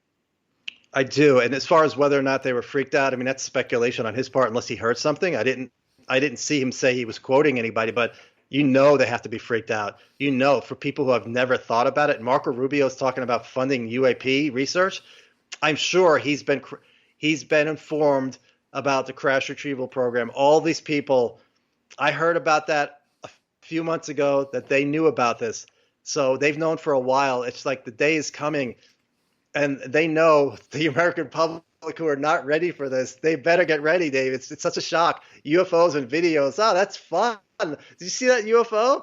As soon as we get to see, if we get to see a craft and bodies, or people say they've worked on that stuff, I don't know what the reaction will be. And people say, why was it secret? Well, that's one reason why I think it was secret. That, and then why are they here is the other reason. Because if the reason why they're here is really, really negative and scary, all bets are off on that. And I could understand the secrecy. I totally understand keeping the secret. I mean, I would love to have been released back in the 40s when we first, or when we first had it happen, when the first cover-up started, but it didn't happen. And then over the years, I don't think we were ready as a species to hear what they want to tell us. There's one part of my document where Miller is in a YouTube interview. He talks about a high-level retired senior civilian with the NSA, and he told Miller there was a document known only as, quote, the document, and it was on the subject of UFOs and extraterrestrial intelligence, and it was so highly classified that only the director of the NSA himself and perhaps one or two other people were actually able to view it. Its existence was widely known, but again, very, very closely held information. So what does that say, Dave? What do you think 3 people have access to a document that's so sensitive? What did Jimmy Carter sob about allegedly when he was supposedly told information? Do you think it's just that extraterrestrials are visiting? I mean, maybe, but I think the story is a lot darker than that, and it's going to be shattering to a lot of people if the path I'm on, which a lot of people do disagree with, And Tom DeLonge has spoken about this, and I heard it originally when he first started talking about it and kind of rejected it. And then I heard it today, and it all made sense to me. And it's stuff I've heard before, and it's negative, We're kind of, and Charles Fort said we're somebody's property, we're like a herd of cattle. And if that's the case, how are people going to react to that? If we're being used in some way, if their feet, and if they've had a hand in the history of humanity, how are people going to handle that? We're going from UFOs to crash retrievals to bodies to they've been here forever and they've been messing with humanity. And oh, by the way, they might have infiltrated. They might have some of them look like us, and they're in our government in different parts. Here's something. Look at the ATIP slides. People will make fun of me for saying what I just said, but look at the ATIP slides. I don't have a website, but ATIP briefed certain people in the government, and Jay on Twitter got this leak on Christopher Mellon's website. Whether or not it was on purpose so people could get it or he was tipped off, I don't know. But one of the slides it talks about the enemy and all of their abilities. And the enemy is the people inside the intelligence behind the UFOs. That's what they're talking about. And slide 9, one of them says they have the ability to influence decision makers. Think about that. This is an ATIP slide. They have the ability to influence decision makers. They can affect world leaders, Dave. Think about that. That's an ATIP slide. I'm not making that up. So if that's true, how do we defend against that? How do we defend against an enemy that can make our leaders do certain things, Well, I mean, let's face it. There are many people, and people on Earth are easy to take bribes to. So, I mean, the aliens throw a few bucks their way, and fancy ride on a brand new car. Maybe one of them old Chrysler K cars with the windows blacked out. It could happen. Yeah, we got about 2 minutes to go here before we go to break at the bottom of the hour. Joe Murgia is our guest tonight on Spaced Out Radio. But then again, for many people in the public who are like, show me proof. Show me proof. Where is the proof? It's hard for people, Joe, to take people like yourself, myself, other researchers out there, or even officials at their word that this is even an issue or a problem. Totally understand. I don't people on this stuff. On this stuff, I'm speculating. Obviously, I'm putting together all the information I've collected and stored in my head and had forgotten it. Now it's coming back up again. I'm talking about exorcisms now, Dave, and there's a connection to this phenomenon. In my opinion, it's been coming up in my conversations, which I would never have I would never talk about that. There's a lot of stuff I'm talking about I would never talk about. But then we have the Bass project manager. George Knapp had an article where it's talking about saying whatever the intelligence is, they can make me see a UFO, and the person standing next to me, they can make it so they cannot see a UFO. People, I'm not sure if that's in my article, but that was on George Knapp. That was a Bass study. They were involved in the UFO program. They were the contractor. That was Robert Bigelow's company. So if they have that ability, and granted, at this point, I talk about that, but I don't say that's the way it is. That's the truth. No, I stick with the New York Times and the documents. Later on, I don't know what kind of evidence our government has on all of that stuff. You have to read books like The Gods of Eden is a great book for people to start at. So, yeah, absolutely. No, I do not have the proof. I don't have the proof. Right now, people should be skeptical of what I'm saying, but do their own reading. And then hopefully down the line, maybe if our government has evidence to show us, hey, we could show you specifics of what went on over the years. We do have evidence. I would think there's some smart people in our government that figured it out if what I'm talking about is a reality. Joe, I'm going to get you to hold on right there because we're going to end with Chris Martini in our YouTube chat asking, what's worse, flesh-eating arachnids or controllers of our fate? We'll find out, and about a potential New York Times article with Joe Murgia. UFOjoe.net is his website on Spaced Out Radio.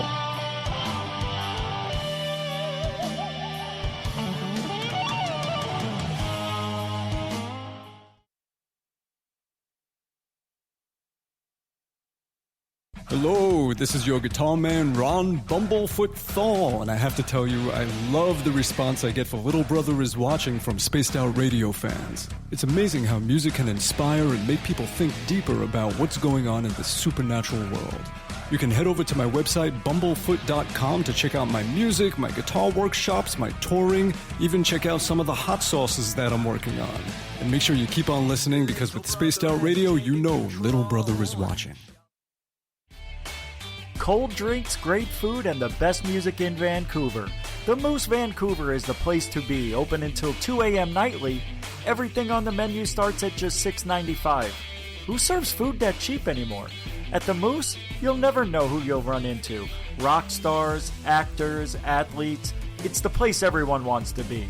So join us at the Moose Vancouver, the official party bar of Spaced Out Radio.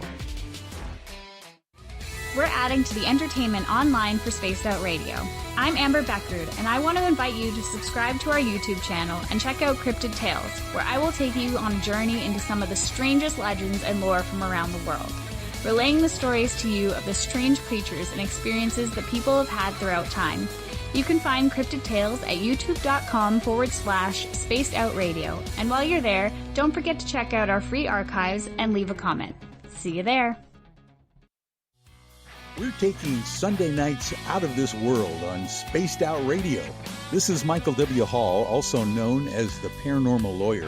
Together, we're going to go on an exciting journey into the unknown. I'm going to bring you some of the best interviews in the paranormal and supernatural to start your new week off on a freaky note. So tune in to Spaced Out Sundays with me, Michael W. Hall, only on spacedoutradio.com. Are you looking for great advertising value for your company? Look no further than Spaced Out Radio. We have a multitude of places to get your name out there, including commercial ads during the show, special promotions, and banners on our website. Our audience is proven to support the companies that support our show. We can make your budget work for you. So for more information, please contact us at sales@spacedoutradio.com.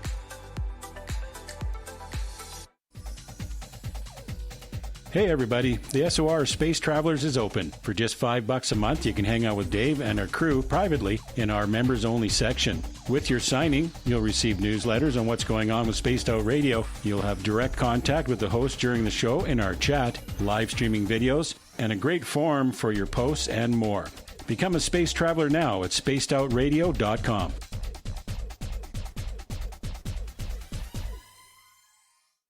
Hey, space travelers, this is John Resig, founder of the Chive and Chive Charities. If you know anything about our website, you know we like to do things a little differently. We're not some faceless organization collecting money for a nebulous cause. Our donor dollars go directly toward life-improving items. Then we give those items directly to an underdog who needs it most. To become a donor with Spaced Out Radio's official charity, Chive Charities, just go to chivecharities.org/donate. At spacedoutradio.com, we are keeping you up to date on all the news with the SOR Newswire. Captain Shirk leads the team that is bringing you the news of the day and exclusive stories on everything paranormal and supernatural. It's free to read, it's updated daily, and it's right there for you. The SOR Newswire is a one-stop shop for the news of the day. Check it out at spacedoutradio.com today.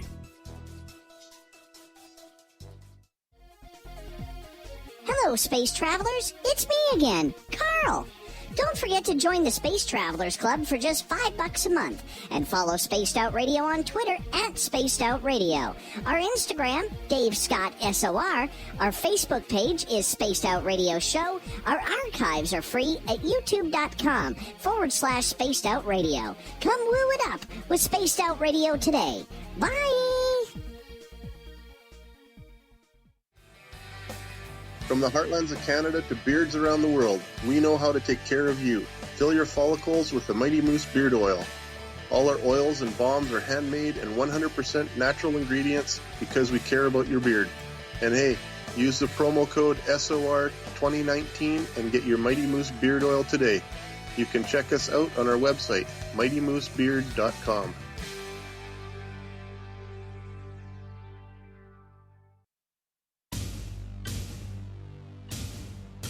You wanted new SOR gear, and now you can have it. The SOR Vault is fully stocked with t-shirts, hats, hoodies, mugs, and everything in between with great logos for you to choose from. So head on over to spacedoutradio.com, click on the SOR Vault, and go shopping. Pricing is quite affordable, and you can look good representing your favorite show. So go to our website and pick up your new SOR wear at the SOR Vault today.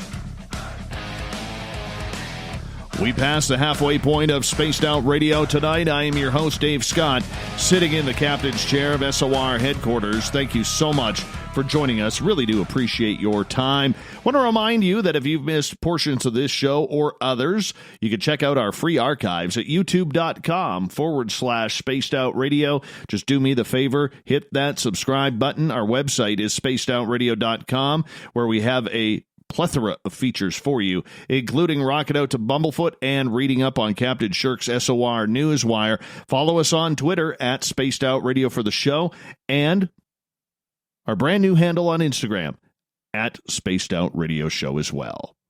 Tonight, we are talking the Wilson Files, UFOs, the real story behind the story. Where does this story go? What does it mean for you and me? Because there's a lot of people, like our guest tonight, Joe Murgia, who believe and have researched the foundations of what could be one of the biggest stories in humankind's history, and that is we are being visited. Joe's website, ufojoe.net. I highly suggest you check it on out. Joe, welcome back.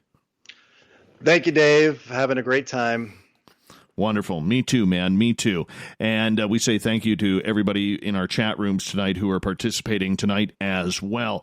Joe, in regards to this, the New York Times back on December 16th, 2017, opened up a can of worms when they showed the 3 videos of the UFOs, and then they broke the article that the ATIP program was there.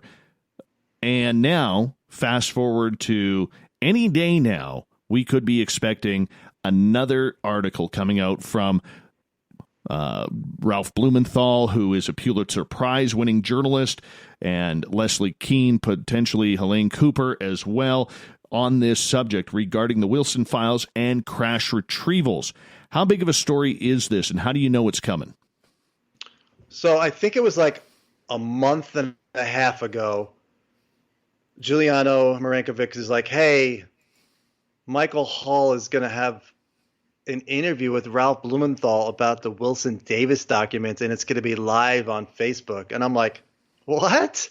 Are you kidding me? Come on. There's no way. And I was like, there's no way. You're misunderstanding something. He goes, no. Check it out. So I go on Facebook, and I look, and I'm waiting, and there's Hall saying, yep, Ralph's about to call in 5 minutes. We're going to talk the Wilson Davis documents. And I'm like, this is not real. There's no way. So Ralph Blumenthal calls in, and I'm listening. So I'm on Twitter. I'm live tweeting every detail I can get down. And basically, it's a fact-finding mission. He wants to know, what's going on with the documents, who can I talk to? And I'm like, something about this does not seem right. This doesn't seem like this should be going out. And then at the very end, Blumenthal goes, well, just take my cell number down and call me if anything comes out. And he gives out the cell number. I'm like, okay. There's obviously a miscommunication here. He does not know. But I wrote down his cell number. And I had communicated with him a little tiny bit about his upcoming John Mack book on Twitter DM. And so I texted him and said, hey, I have a quote from Eric Davis in my upcoming blog if you're interested, because not a lot of people have not got quotes from him. And that was like the New York Times. I figured I'd try to help. Doesn't respond. Next thing you know, I heard the tape later. I didn't hear it live. He calls back Michael Hall. He's like, what are you doing? He goes, I'm getting phone calls. So other people heard his number, took it down, started calling him. So I'm imagining Blumenthal's walking down the street in Manhattan after the phone call with Hall, and he's getting phone calls saying, yeah, can I speak to Ralph? He's like, this is Ralph. Yeah, I saw a UFO over the beach last night. It was glowing red, and I want to know if you could tell me what I saw. And he's getting phone call after phone call, and he calls Hall back. He's like, you got to take it down. You got to take it down. I told you we needed to be discreet about this. And Hall's like, I'll take it down. But we have it. We had everything thanks to the magical man in Ireland who recorded everything. And so we had everything. And so people started coming at us when we started talking about there's a big outlet. And then we mentioned, I heard it from other people, and the New York Times is involved. And they're like, this is nonsense. There's no way. Leslie's denying that there's any story, and there's no way. And like, once again, people just had to reach out to us, and privately we would have told them. The reason we backed off, and I deleted all my tweets, I said, you know what? Let's give them time. It's the New York Times. This is the biggest story. It's huge. We thought it was only Wilson Davis at the time. But, so I deleted all my tweets, and let's give them time. And like I said, people were attacking us saying, you're making this up. There's no story. What are you talking about? Some major reporters from other outlets who broke the 2017 story, they were like, this is nonsense. Nobody's interested in this. Why would an admiral talk like this? This does not sound like an admiral. And like, well, first of all, it's somebody taking your notes. It's not an admiral. You don't know the story, which was really surprising. It's a pretty high profile person. So that's what happened. And along the way, I was writing the article. I started in late April, I think it was, and just writing and taking time off. And then I started hearing from more people, and people put me into contact with other people, said, yep, New York Times is working on it. This, and, it's supposed to be really good. And there may be a politician involved in it. And so it's like, all right. And once again, people were doubting it. And I'm like, they didn't reach out privately. And I've told some people, who helped me out, did some really nice stuff. I'm like, hey, call me up. Let's talk about it so I could tell you what I know. And I told them some of what I knew. And then I think it all changed last year when Luis Elizondo went on Tucker Carlson and said, when Carlson out of the blue says, do you believe we have a debris from a UFO in our possession, the United States government? And Elizondo goes, simply put, yes. So he answered it twice, and I was like, where did that come from? All of a sudden, we're talking crash retrieval? So I think that's when the Times started working on crash retrieval. And then they found out about Wilson Davis a month and a half to 2 months ago, and they added that to the story. So that's where we are now. And, all right. And I think Grant has reported that other newspapers finally figured it out, and they're playing catch up, desperately trying to beat the Times, which I don't think quality-wise they'll be able to do at this point. But timing-wise, the New York Times must feel the pressure, because I would think they want to be first. So it can happen any moment, Dave. With that pressure, it's such a big story. As long as they feel comfortable with it, I'm sure they're working nonstop right now, the editors. So I'm really curious to see what happens. I know, other outlets, if they beat the Times, I don't think they could beat the coverage, because the Times has had such a long time to cover this, but they could put something out. Who knows? I don't know. It's curious. Very exciting to see what happens. Why do you think the New York Times has held off on so many articles? All right, because I know that when the 2017 article came out, it was one of the highest selling newspapers that the New York Times has ever had, next to 9/11 papers when 9/11 happened. That says something about the intrigue of people about this subject, number one. But what amazed me about that from a journalistic point of view was that there was no follow-up. And what I'm saying is, people will sit there and say, well, it took a few months, but no. In journalism terms, a follow-up is like literally the next couple of days, the next week, maybe 2 weeks. That's a follow-up. And it never happened. Now, I had heard a rumor that there was an article there, but the editors kiboshed it. Now, here we are again in this same situation where there's seemingly all this buildup to it. We have no idea what the editors are going to say. We have no idea whether or not they need to talk to lawyers about this and get everything pushed forward in the article to make sure that they're not going to be sued by government agencies or the military. I mean, there's a long process in regards to this, is there not? I'm sure they're doing their best to cover all of that, and whether or not the story has to be credible, people on the record. I know Leslie Kean has said they will, people are saying, when's the next story? When's the next story? And she's like, we'll get to the next story when we have something to report. We don't have anything right now. And, people asked her, it was last year, I don't know if it was October, November, she said, we're working on something we can't talk about. Pretty sure that's what this article was. So other outlets may be able to beat them to the punch, but what can they put together in a week or so? I don't think anything of real substance with all the main players involved. And I mean, the New York Times, these reporters, Helene Cooper, and I would hope Helene Cooper and some other mainstream New York Times writer, somebody who's not connected to UFOs, that would be the best for me, because Helene Cooper, if you read how she reacted to the first article, she said Elizondo sounded credible. This is amazing. But then when she got on the subway, she's like, she had her doubts creeping in. So I can't imagine what she's thinking now if she's part of this story and she's convinced that if she's convinced that we have, a full flying saucer or giant pieces, something from damage, and we have bodies, that's the person you want to talk to, because she's mainstream with no interest in the subject. She's a Pentagon correspondent. And she was a key to 2017. She's a key to this story too.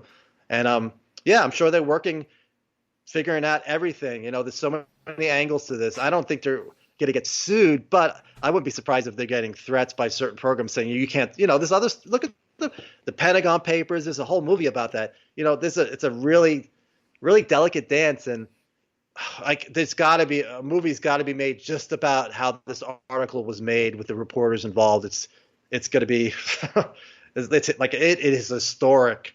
It's going to be, I can't even put it into words how big this is going to be. And people, I'm not overhyping this. Okay, so the mainstream media, in my opinion, has done a terrible job at covering this story. All right, and that's because, as I've said to our listeners before, they've never wanted this story. And I think you've worked in enough media to agree with that. Maybe I'm putting words in your mouth, and if I am, I do not mean to. But the way they have covered this, if there is a crash retrieval that is going to be reported on, if there is that UFO, if there is bodies that go along with that, that opens up the doors to so many questions that the media has not asked or refused to ask in regards to this history when they've had the opportunity. I mean, not a single reporter, when the Pentagon announced last year that they were in fact looking into UFOs and had been for a while, not a single reporter, Joe, actually asked the question, what happened at Roswell? What happened in Phoenix? What happened at Kecksburg? Okay, perfect opportunity to do that if they've been doing this historically, right? And it hasn't been asked. So is the media even prepared? Take away Helene Cooper, take away Leslie Keane and Tucker Carlson and his bad choice of ties or whatever it may be. Okay, take them all away. The media has done a terrible job at covering this topic. You know why, Dave? Because they are infiltrated by aliens. No, I'm just kidding. Of course. I'm kidding. Of course. I'm joking. Now I'm going to have to put my tinfoil on. But Brian Bender has done a great job. Although on this, I haven't heard from him very much, but I think that'll change. And the media is not prepared, and they're definitely not prepared to talk about potential intentions of what this is. That's where I think the UFO community is going to be such in demand for that, because we've been at it and we know a lot of the material. Richard Dolan, my God, the amount of information in his head is just amazing. Same with Grant Cameron. I'm not able to memorize a lot of that stuff. It's some of it I am as I go along. I could pick it up, but yeah, the media has been horrible. They're horrible. And they're going to have to look at themselves afterwards. How did you miss such a big story? And I don't know how.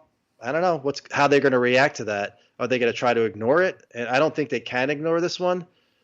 2017. If that comes out that way, I agree with you. But by the way, I'm just quick change of topics here. We should send out a happy birthday to Richard Dolan from all of us listening. And it was his birthday. And if you're listening, happy birthday to you and all the best to you on this day. But, the fact is, Joe, when you started in the media and I started in the media, there were still investigative journalists. there was still investigative reporting being put on by a lot of outlets, newspaper, television, radio. And that has kind of switched over the last 15, 20 years with the more selective infotainment, if you want to call it that. And they're not delving into a lot of stories. Let's turn the tides here for a second. Are the resources there and available in today's modern media to even cover this story properly, since for decades the ball has been dropped? I think I did a pretty good job on my blog. I'm one person. I have no funding, but it's not going to get the ball moving. It's an interesting piece to read, and it's a good starting point. But I think there's enough resources there, and I think they'll put the resources in to cover it. Washington Post, New York Times, and I was talking to somebody. I'm like, what if the New York Times passes? The editors find they can't do it. Where else can they go that's credible? And I'm like, the Washington Post, Wall Street Journal, which is really not there. It's not something I could see there, but there's not a lot of options there. Not a lot of big places that have resources for investigative journalism. So it's a good question. I don't know. I don't know if they're gonna have to, Dave. There's no choice. It's gonna be an avalanche. People, I'm hoping it may not happen right away, but let's see. Like I said, if we get the immunity for the people in these programs, it's gonna be. I don't think we'll need the media, but it's gonna be. We're gonna get this. I would hope we'll get to see that stuff.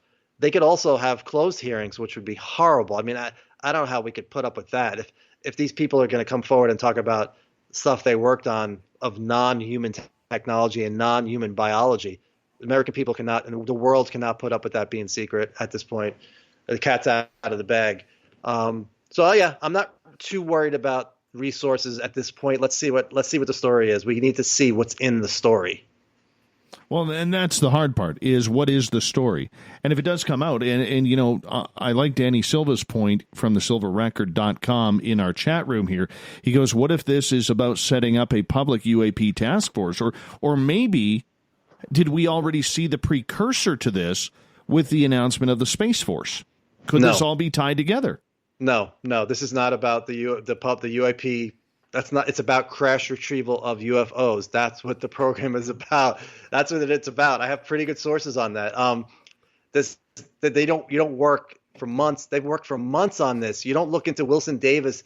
If you're doing a story on what are the task force? No way. This is so much bigger. I mean, people have contacted Leslie, and she's like, no story there. She can't say. First of all, they don't want anybody else to find out because the competitors. That's not I have no problem. That's not my concern. They're competitors. I do want the New York Times to do the story, but if somebody else does it, great. I do want the best story to come out. But also, it's fragile, and I understand it. And I'm sure I've spoken about it too early at one point when I first learned about it, and I let it leak. I wasn't told not to talk about it, and I don't have nobody should tell me. Nobody has told me not to talk about it. Although I will share one thing. I have not shared this. I will not say who told me, but when I was a day or two from publishing my blog, and this is nothing nefarious, this person, I can't explain it right now. I'll explain it one day, but somebody said, can you hold off publishing your article until the New York Times goes? And it took me 5 seconds to say, no way. There's no way. I just put so much time into this article. I just stayed up for the last 4 days with 2 hours sleep each night. There's no way am I waiting. I mean, their story is not affected by me, no matter what I put out. I mean, I'm sure Will Miller is going to be in their story, and I have Will Miller too. And I'm sure they're going to have, hopefully, Dr. Davis and some of the quotes. But what they're going to do is going to blow mine away. And I'm thinking, if I thought that my article could affect them in any way, I would think about it. But there's no way. Their publishing has nothing to do with my article coming out. So I told this person, I'm like, I appreciate what you're saying, but no. And they said, totally understood. Just wanted it on the record. I'm like, okay, no problem. Then we just got back to a normal conversation.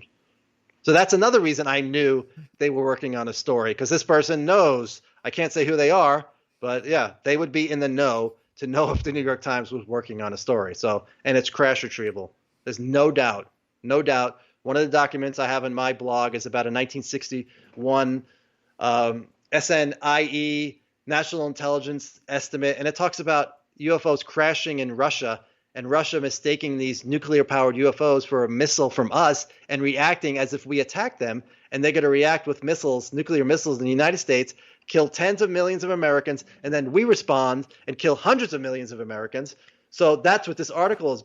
That's what that document is about, and I'm sure it's legitimate, but I've gotten a lot of flack from people. It mentions MJ12, this part of the document. They mention this acronym, and that wasn't used in this year. So I talked to a source, and they're like, no, that's not how these programs, that's not how these black projects work with these documents. This is why. And they didn't go into every detail, but I have details that were shared with me, which I cannot share. And that document is real. It's a big part to see MJ12, which is so controversial in this field, so controversial that I've avoided it. I'm like, I usually avoid stuff like that where it's just back and forth. Like Roswell, I never delved too deep into it. I mean, I know the basic story and I looked into it, but it's so controversial. And there's so much, as James Fox said, documentary filmmaker, he's like, it's just such it's a messy case, you know? And he finally got into in his documentary that's coming out, The Phenomenon. So I cannot wait to see. And he said Jacques Vallée told him, just the facts, ma'am, just the facts. So that's going to be a great thing.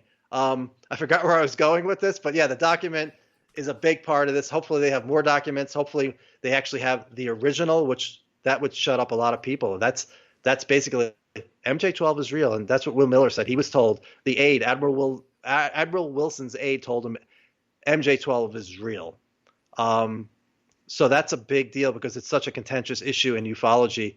I get ridiculed for that. And, you know, it's like, I don't really know documents. I put the document out. I shared what my source said, and people can debate it, and people have.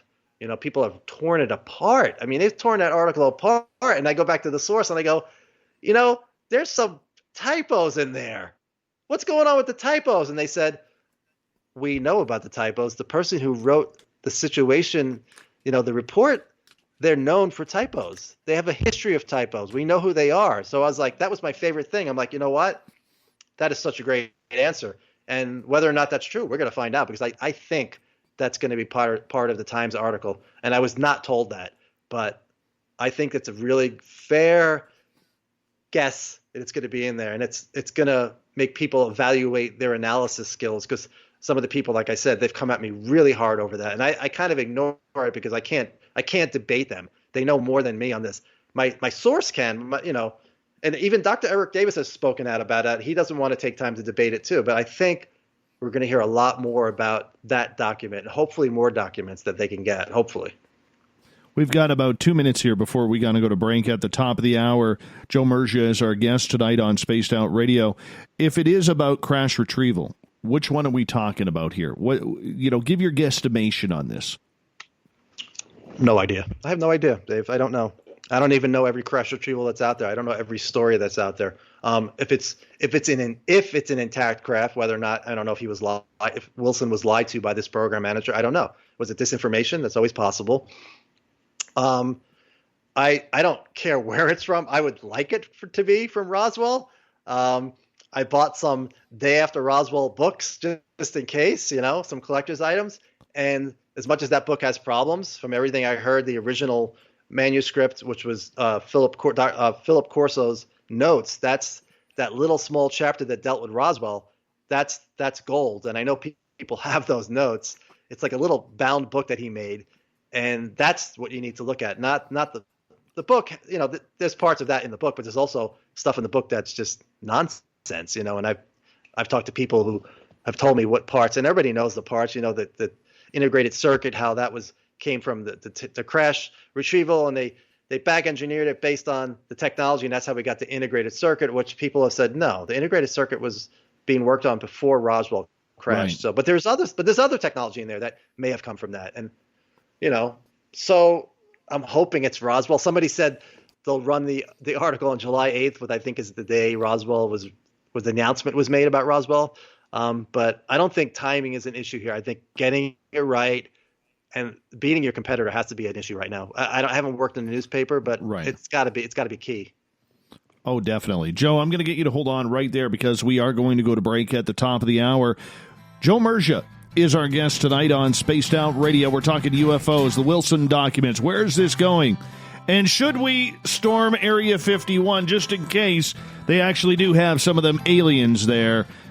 if the New York Times article comes out and says so. We'll be back with Hour 3 coming up next on Spaced Out Radio.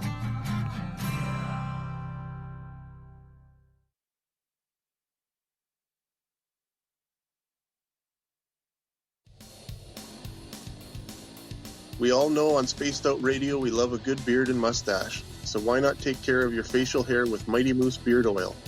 Made in Canada, we're taking care of beards and stashes around the world. We use 100% natural ingredients with our oils and balms to make your whiskers feel silky smooth. Use promo code SOR2019 at MightyMooseBeard.com today.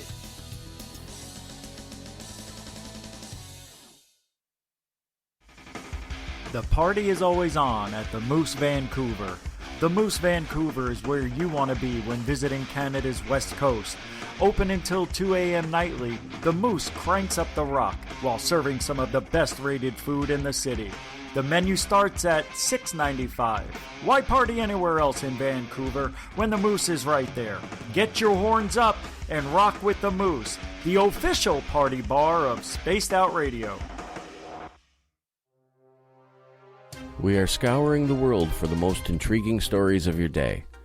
Take the time to read up on the SOR Newswire, where our team, led by Captain Shirk, will deliver to you some of the best paranormal and supernatural news, along with some stories that will blow your mind from the weird to the wacky.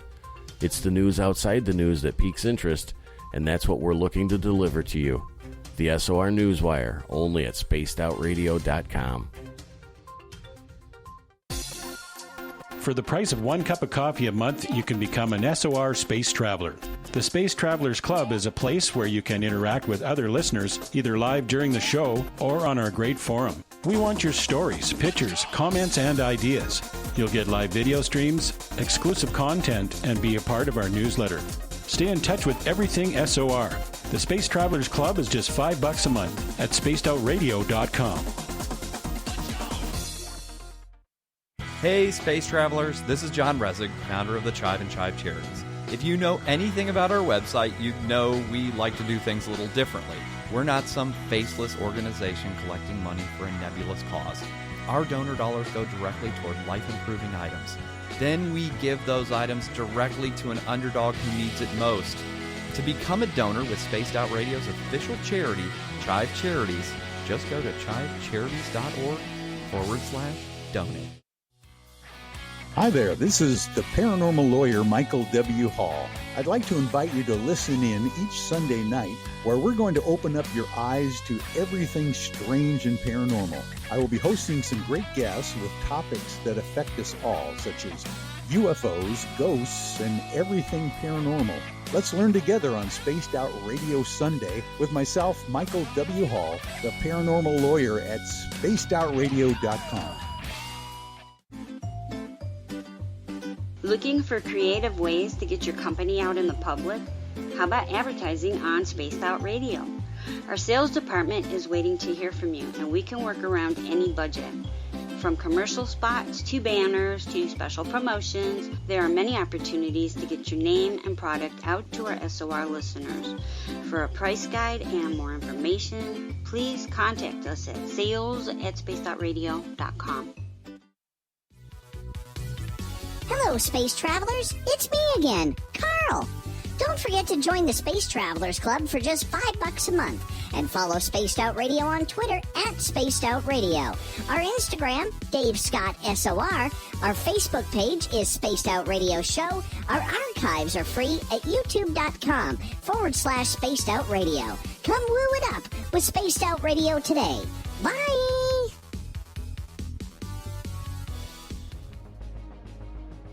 Hello everyone, this is Ryan Stacy from the Experiencer Support Association, otherwise known as TESSA.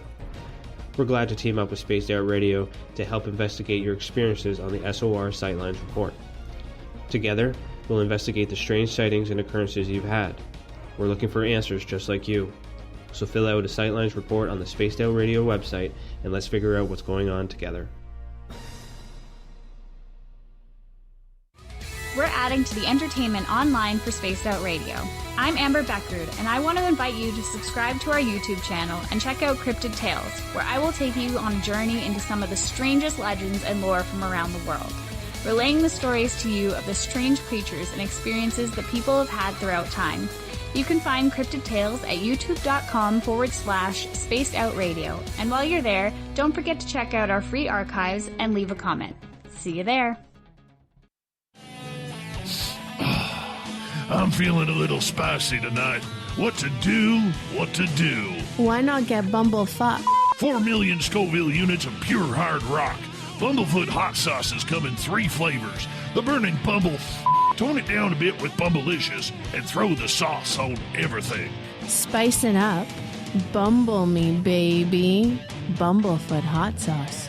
Get it today at kajans.com.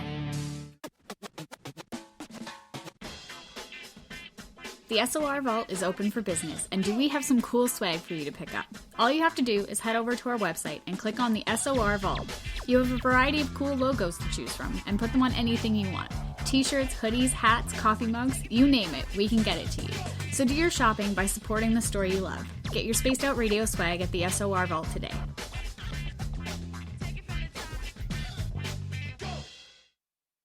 Hello, this is your guitar man, Ron Bumblefoot Thal, and I have to tell you, I love the response I get for Little Brother is Watching from Spaced Out Radio fans. It's amazing how music can inspire and make people think deeper about what's going on in the supernatural world. You can head over to my website, bumblefoot.com, to check out my music, my guitar workshops, my touring, even check out some of the hot sauces that I'm working on. And make sure you keep on listening, because with Spaced Out Radio, you know Little Brother is watching. Would you like to connect with us? Head to spacedoutradio.com for all your latest show info. Now, back to Dave Scott and SOR. Third and final hour of Spaced Out Radio is underway tonight. I am your host, Dave Scott. Thank you so much for taking the time to tune us on in. We welcome back everyone listening in on our terrestrial affiliates across North America and on the digital side on TalkStream Live and Revolution Radio. Remember, you can check out all of our archives for free at youtube.com/Spaced Out Radio. Just do me the favor, hit that subscribe button. The Desert Clam has set the password for tonight in the SOR Space Travelers Club. Krobylos. Krobylos is your password.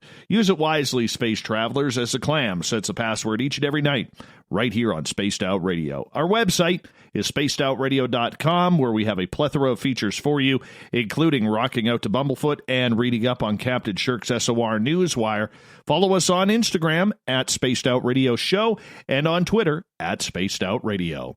Tonight we are talking with Joe Murgia.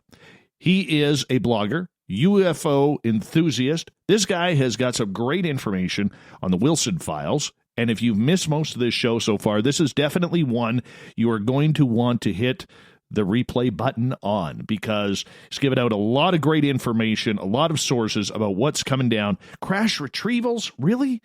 Do we have spaceships? Joe's website, ufojoe.net. If you want to read up on his blogs, I highly suggest you do. Joe, welcome back. Thank you, Dave. And I could summarize, if people are just joining, basically 1997, Admiral Wilson, Tom Wilson, he was a Joint Chiefs of Staff in the Pentagon. They briefed the president. He was told that there is a UFO program that is hidden.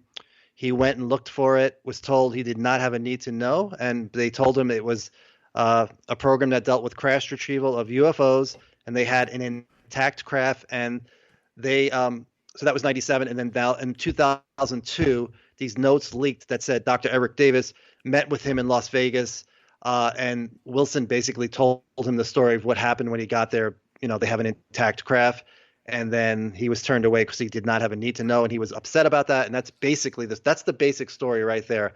And now supposedly the New York Times is working on a story about crash retrievals and those documents.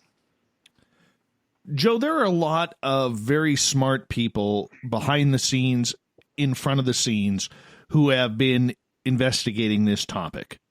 All right. We talk about Eric Davis. We talk about Bob McGuire. We talk about Chris Cogswell. We talk about other people who have been absolutely brilliant and have put their education forward into trying to figure out what is really going on in this field. Do you think that we look at these people almost on a downward spiral because they have come out publicly talking about UFOs? Or should we put them a little bit more on the pedestal because the field of ufology has always said and stated, why are we not taking this more seriously? Why aren't scientists looking at it? Yet there's a heck of a lot more scientists out there looking into this than what most people in this field really realize, isn't there?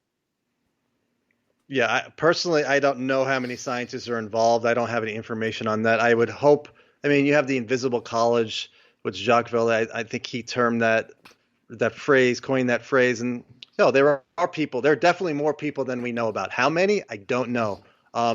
For me, Eric Davis needs to be, if I was coming up with a Mount Rushmore of ufology, it would be Eric Davis, Hal Puthoff, Luis Elizondo, J. Allen Hynek. There's not enough room. There's more people.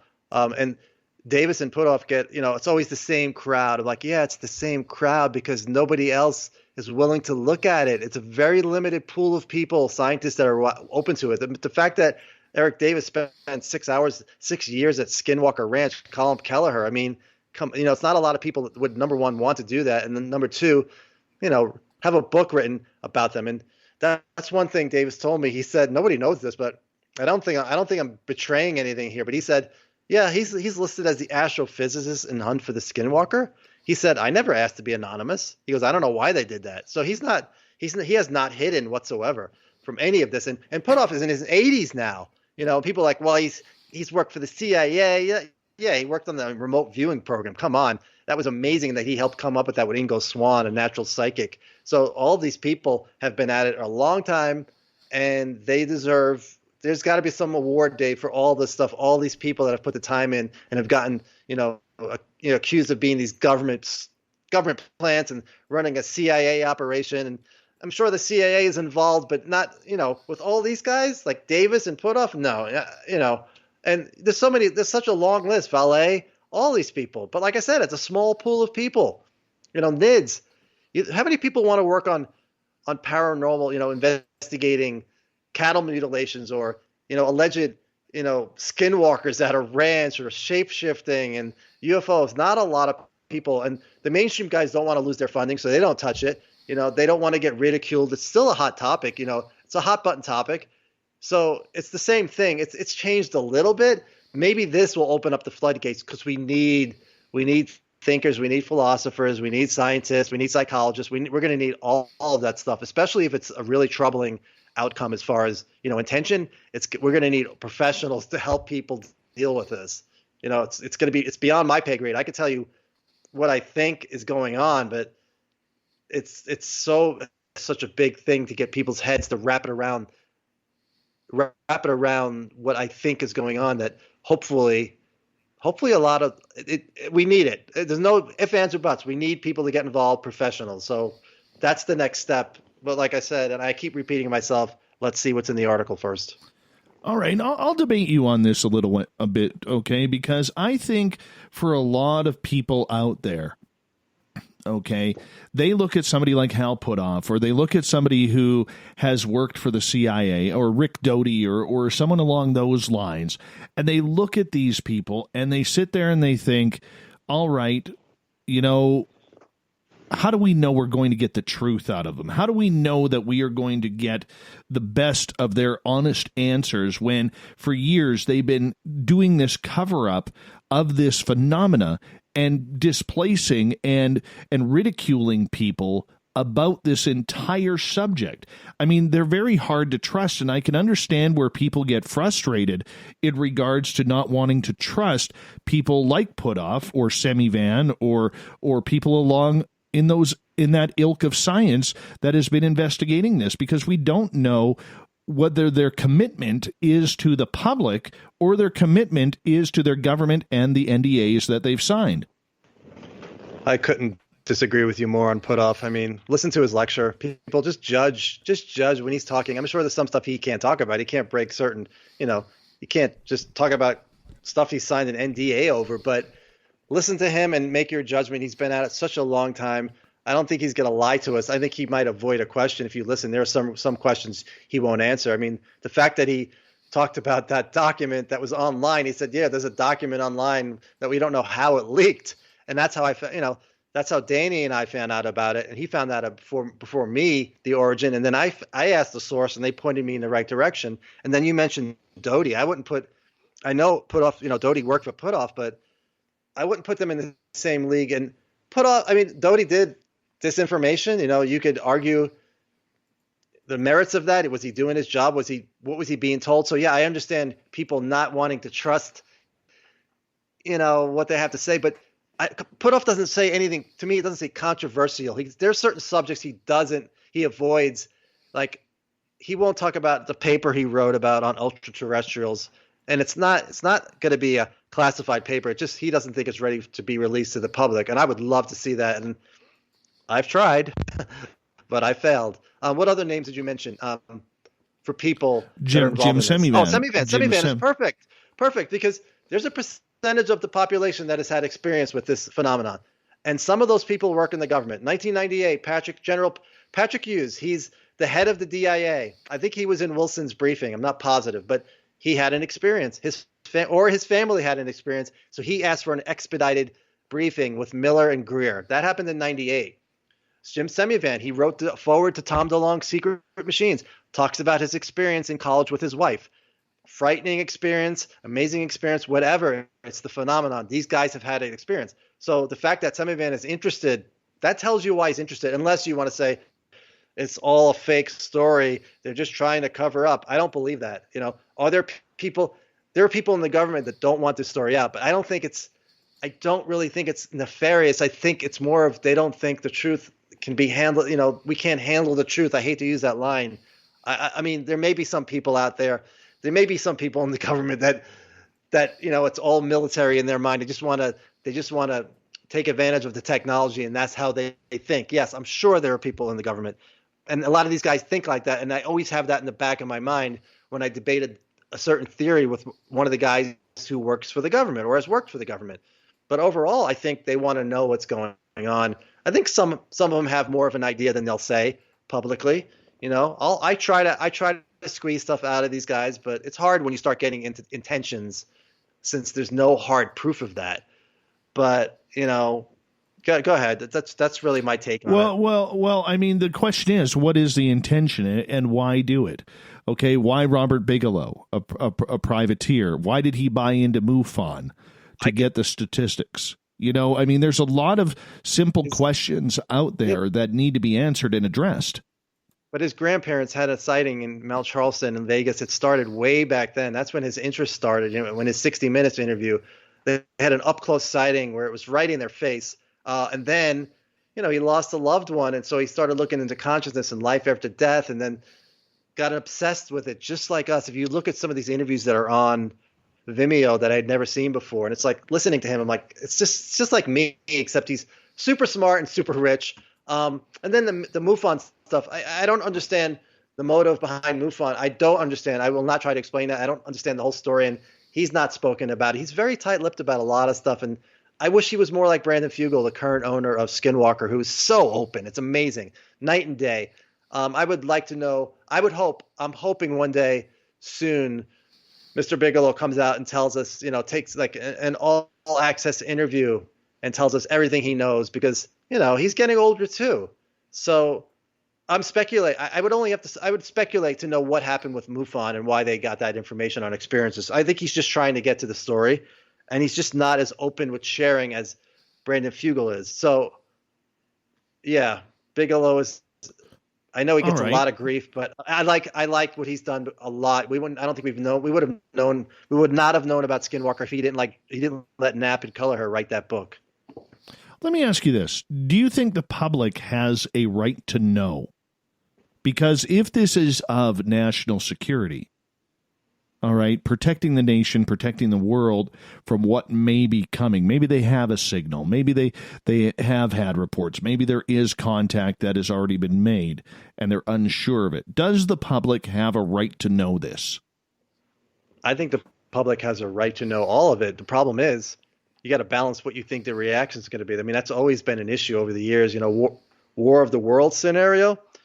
But, if they were attacking like that, people need to know, and people would eventually know, but that's not what's happening. It's more it's more going on in the background? And that's a really big question I can't answer. What do you think?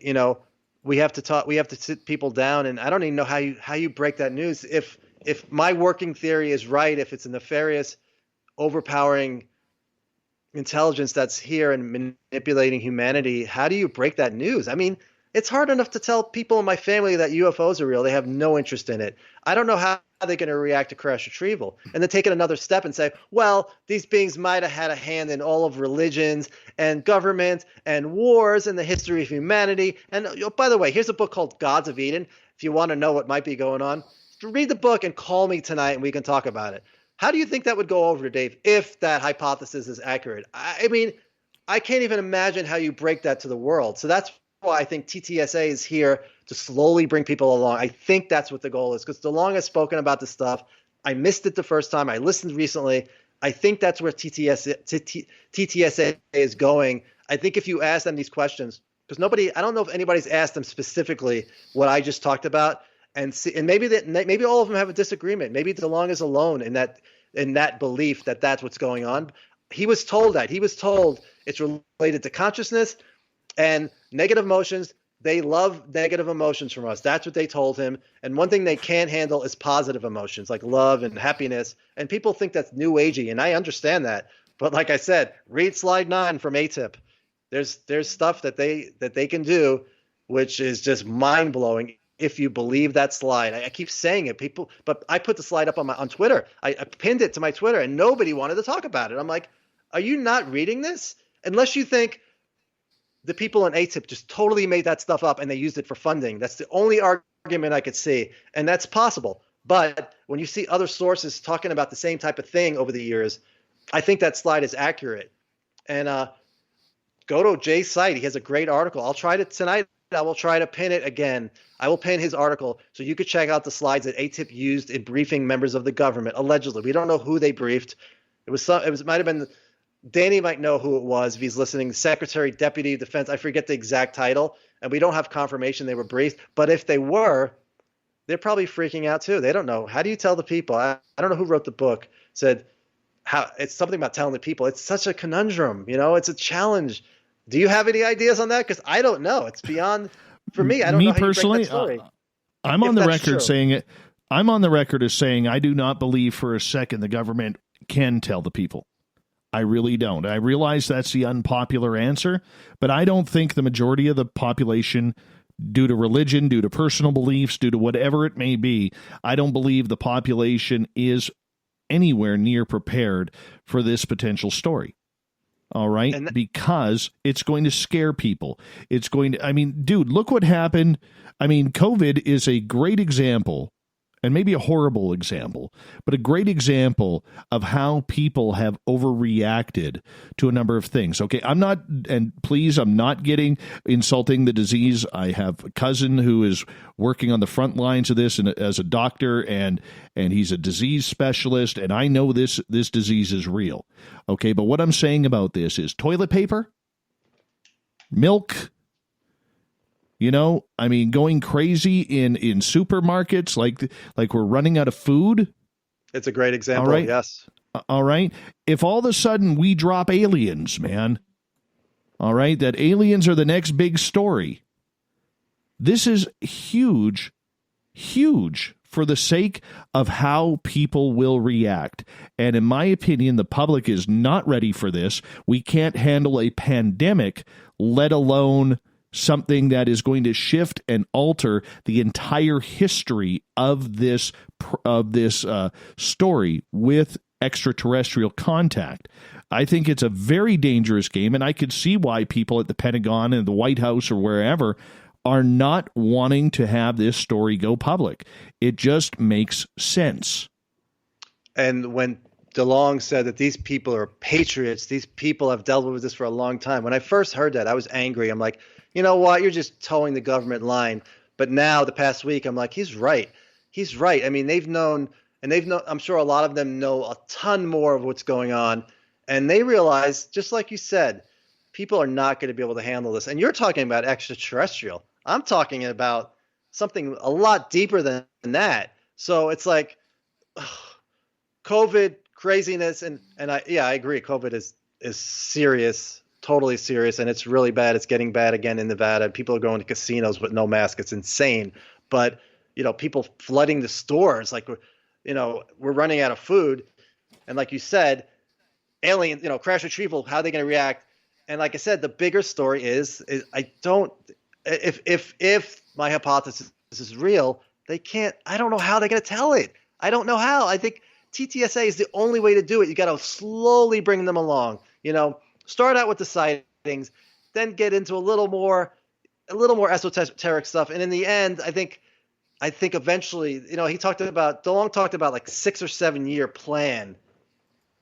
That's maybe what it's going to take, slowly bring people along, say it's going to take you. Look at me. It took, if what I'm thinking hypothesis wise is accurate, it took me 23 years to get to that point. Dave, 23 years from the beginning where I finally said, this is what I think is going on.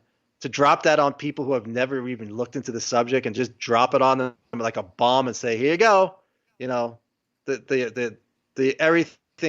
Everything would be chaos. So I do not envy the people in the position. And DeLong has spoken about how he first started talking about stuff, and they said people wanted to meet with him. I think it was Semivan, and he said, how do you know this stuff? You shouldn't know this stuff. And I'm sure they were freaked out. He's talking about this stuff, and if people start believing it, what kind of reaction is there going to be? Of course, people ignored him, like me. I ignored him early on, but I understand. I understand their concern. I understand holding the story back, and it's the biggest question we can face. And like I said, I don't want to be in their shoes. I can just share my information, and people can do what they want. They could look at it themselves, and then hopefully over a period of years, it's going to take years for people to acclimate to this. Hopefully it's, we could talk to them and say, hey, we still got football on Sunday, right? So what? No, we don't. No, we don't. No, I know. And I actually might work football in Vegas when it comes, but let's say football, people love their sports and whatever. And that comes back like, hey, we got football, we got this, we got TV. So these interdimensionals were screwing with humanity since the beginning of time and created religions and wars and all the poverty you see on this planet. So what? Come on, let's go out to dinner. I'm obviously being sarcastic. There's no way you can underplay that. You can't just blow that off. But you can have conversations with people. We can have gatherings. We can talk about it. Well, you know what, though? I mean, I think the danger of it all right now is, even in its infancy with the subject, in infancy, I'm going back the last, say, 20 years, thanks to the internet, okay, we have seen a multitude of people try and take advantage of this field. And this is what has got all people weary, whether it's people posting fake UFOs on YouTube, whether it's people posting false reports, whether it's people lying about their credentials, whether it's people who are just wanting to get some sort of 15 minutes of fame. And I think that the entire community, UFO community, is so jaded, as we got about a minute to go here before we got to go to break at the bottom of the hour. I think the community is so jaded, they don't know what to believe anymore. They're grasping at straws, and all the straws are frayed at the bottom. It's a big problem, and people are going to take advantage of this. That's why I like my blog and Danny's blog. We have Patreon supporters, but we don't charge for our information. We would love to do this full time because it takes that. I mean, I haven't worked since March. I work more now on this than I ever have. Put 15, 16, 17-hour days in just trying to keep up with stuff. And but we need to talk about, if my hypothesis is accurate, we need to talk about consciousness and how can we deal with this? As humans, we really need to talk about consciousness and the abilities that we have that most of us don't even realize we have. Absolutely. My friend, I'm going to get you to hold on right there. We're going to go the distance. Don't tell Captain Shirk, but we're going to skip the news tonight because we got a heck of a lot more to do and say and ask Joe Murgia, our guest tonight on Spaced Out Radio. If you want to read his blog, and I highly suggest you do, and you check it on out, read it up, all right, it is ufojoe.net. He is one of many, many bloggers, writers, citizen journalists out there who are doing some fantastic work in this field. and you got to keep up to date because every day there seems to be something new. More Spaced Out Radio coming up as we continue right after the break.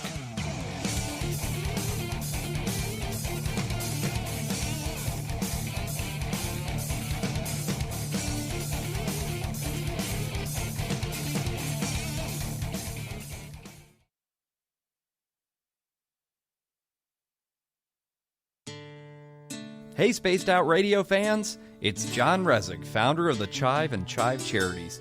Our goal is to make the life of veterans, first responders, and those with rare medical conditions 10% happier. We do this by donating one grant item, ranging from dance to therapy programs to prosthetic limbs, to those who need it most. To contribute to Spaced Out Radio's official charity, head over to chivecharities.org and become a donor today. At spacedoutradio.com, we are keeping you up to date on all the news with the SOR Newswire. Captain Shirk leads the team that is bringing you the news of the day and exclusive stories on everything paranormal and supernatural. It's free to read, it's updated daily, and it's right there for you. The SOR Newswire is a one-stop shop for the news of the day. Check it out at spacedoutradio.com today. Hi there, this is the paranormal lawyer Michael W. Hall. I'd like to invite you to listen in each Sunday night where we're going to open up your eyes to everything strange and paranormal. I will be hosting some great guests with topics that affect us all, such as UFOs, ghosts, and everything paranormal. Let's learn together on Spaced Out Radio Sunday with myself, Michael W. Hall, the paranormal lawyer at spacedoutradio.com. If you like it hot, real hot, then heat up your meals with Bumblefoot hot sauce. Get your Bumblefoot hot sauce today. The sauce, Bumblicious, and the 4 million Scoville unit Bumble. We're going in hot, real hot, coming out even hotter. Keep the milk nearby and tantalize your taste buds tonight. Bumblefoot hot sauce, available now at kajans.com. Hello, space travelers. It's me again, Carl. Don't forget to join the Space Travelers Club for just $5 a month and follow Spaced Out Radio on Twitter at Spaced Out Radio. Our Instagram, Dave Scott SOR. Our Facebook page is Spaced Out Radio Show. Our archives are free at youtube.com/Spaced Out Radio. Come woo it up with Spaced Out Radio today. Bye!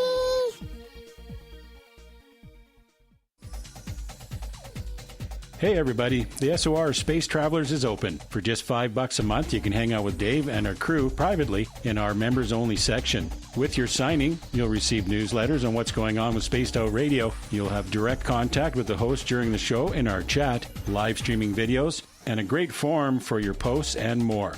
Become a space traveler now at spacedoutradio.com.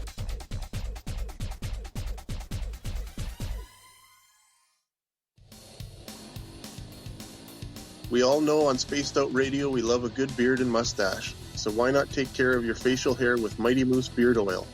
Made in Canada, we're taking care of beards and stashes around the world. We use 100% natural ingredients with our oils and balms to make your whiskers feel silky smooth. Use promo code SOR2019 at MightyMooseBeard.com today.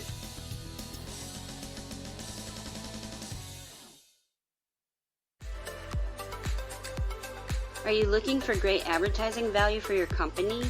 Look no further than Spaced Out Radio. We have a multitude of places to get your name out there, including commercial ads during the show, special promotions, and banners on our website.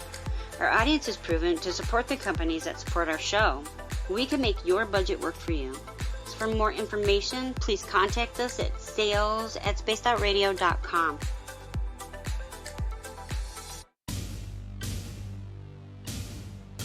You wanted new SOR gear, and now you can have it. The SOR Vault is fully stocked with t-shirts, hats, hoodies, mugs, and everything in between with great logos for you to choose from.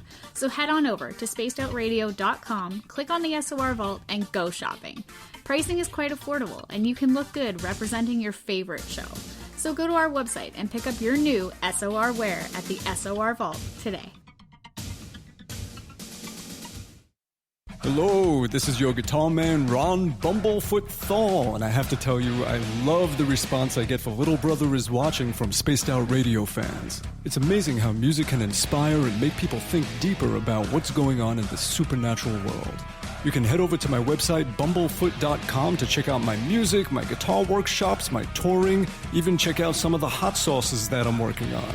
And make sure you keep on listening, because with Spaced Out Radio, you know Little Brother is watching. Cold drinks, great food, and the best music in Vancouver. The Moose Vancouver is the place to be, open until 2 a.m. nightly. Everything on the menu starts at just $6.95. Who serves food that cheap anymore? At the Moose, you'll never know who you'll run into. Rock stars, actors, athletes. It's the place everyone wants to be. So join us at the Moose Vancouver, the official party bar of Spaced Out Radio.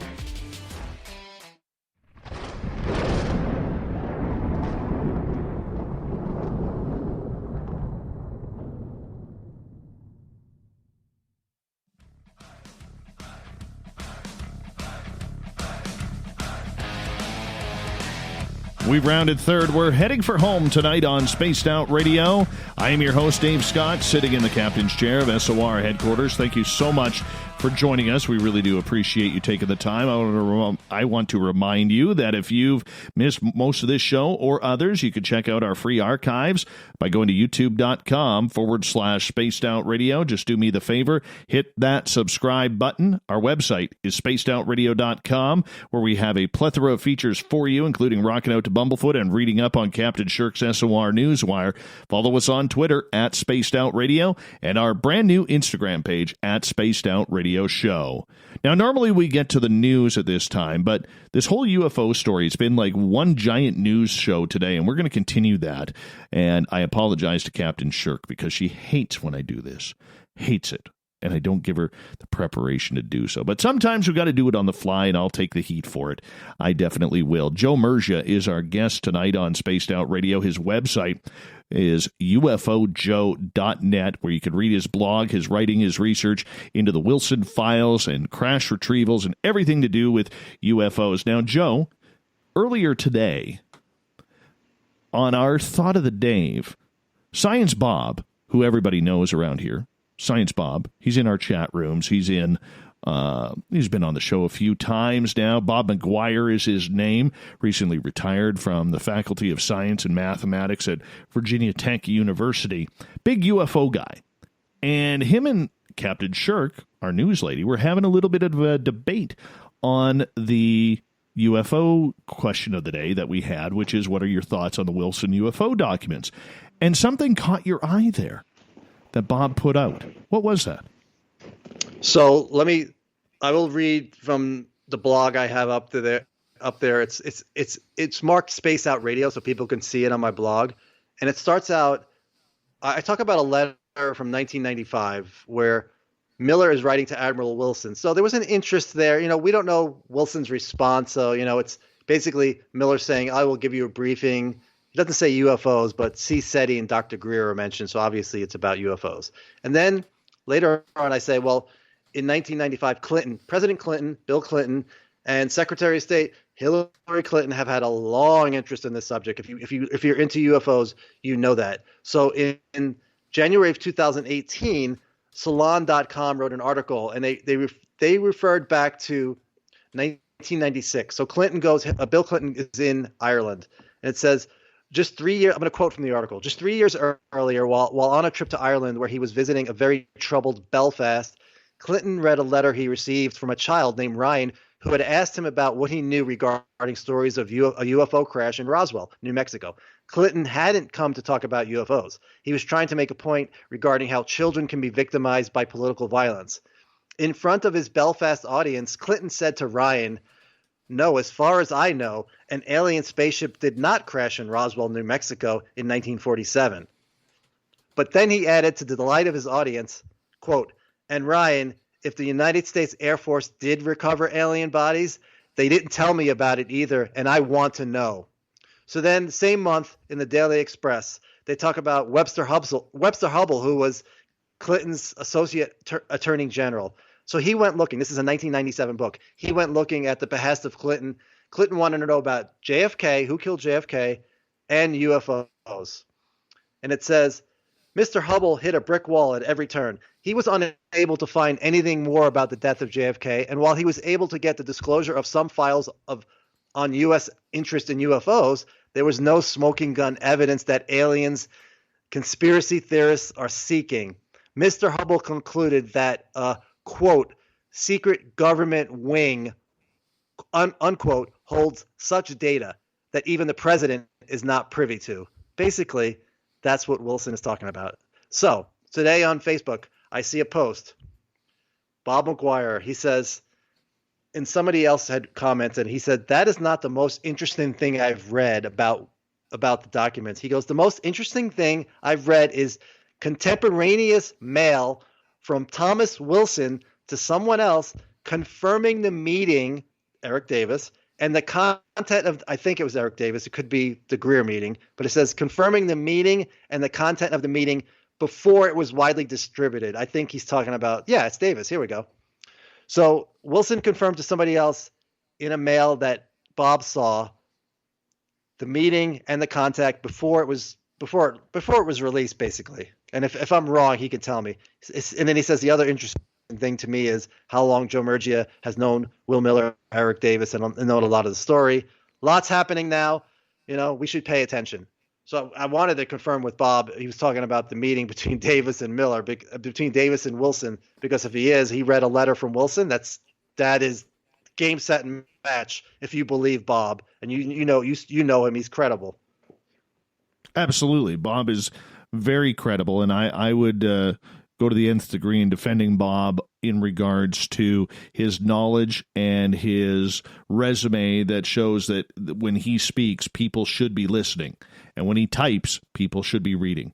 Definitely agree with that. In regards to Clinton, Grant Cameron has done some amazing work on, presidents and UFOs, as others have as well. This is a subject that every president needs to know or wants to know or is filled in on.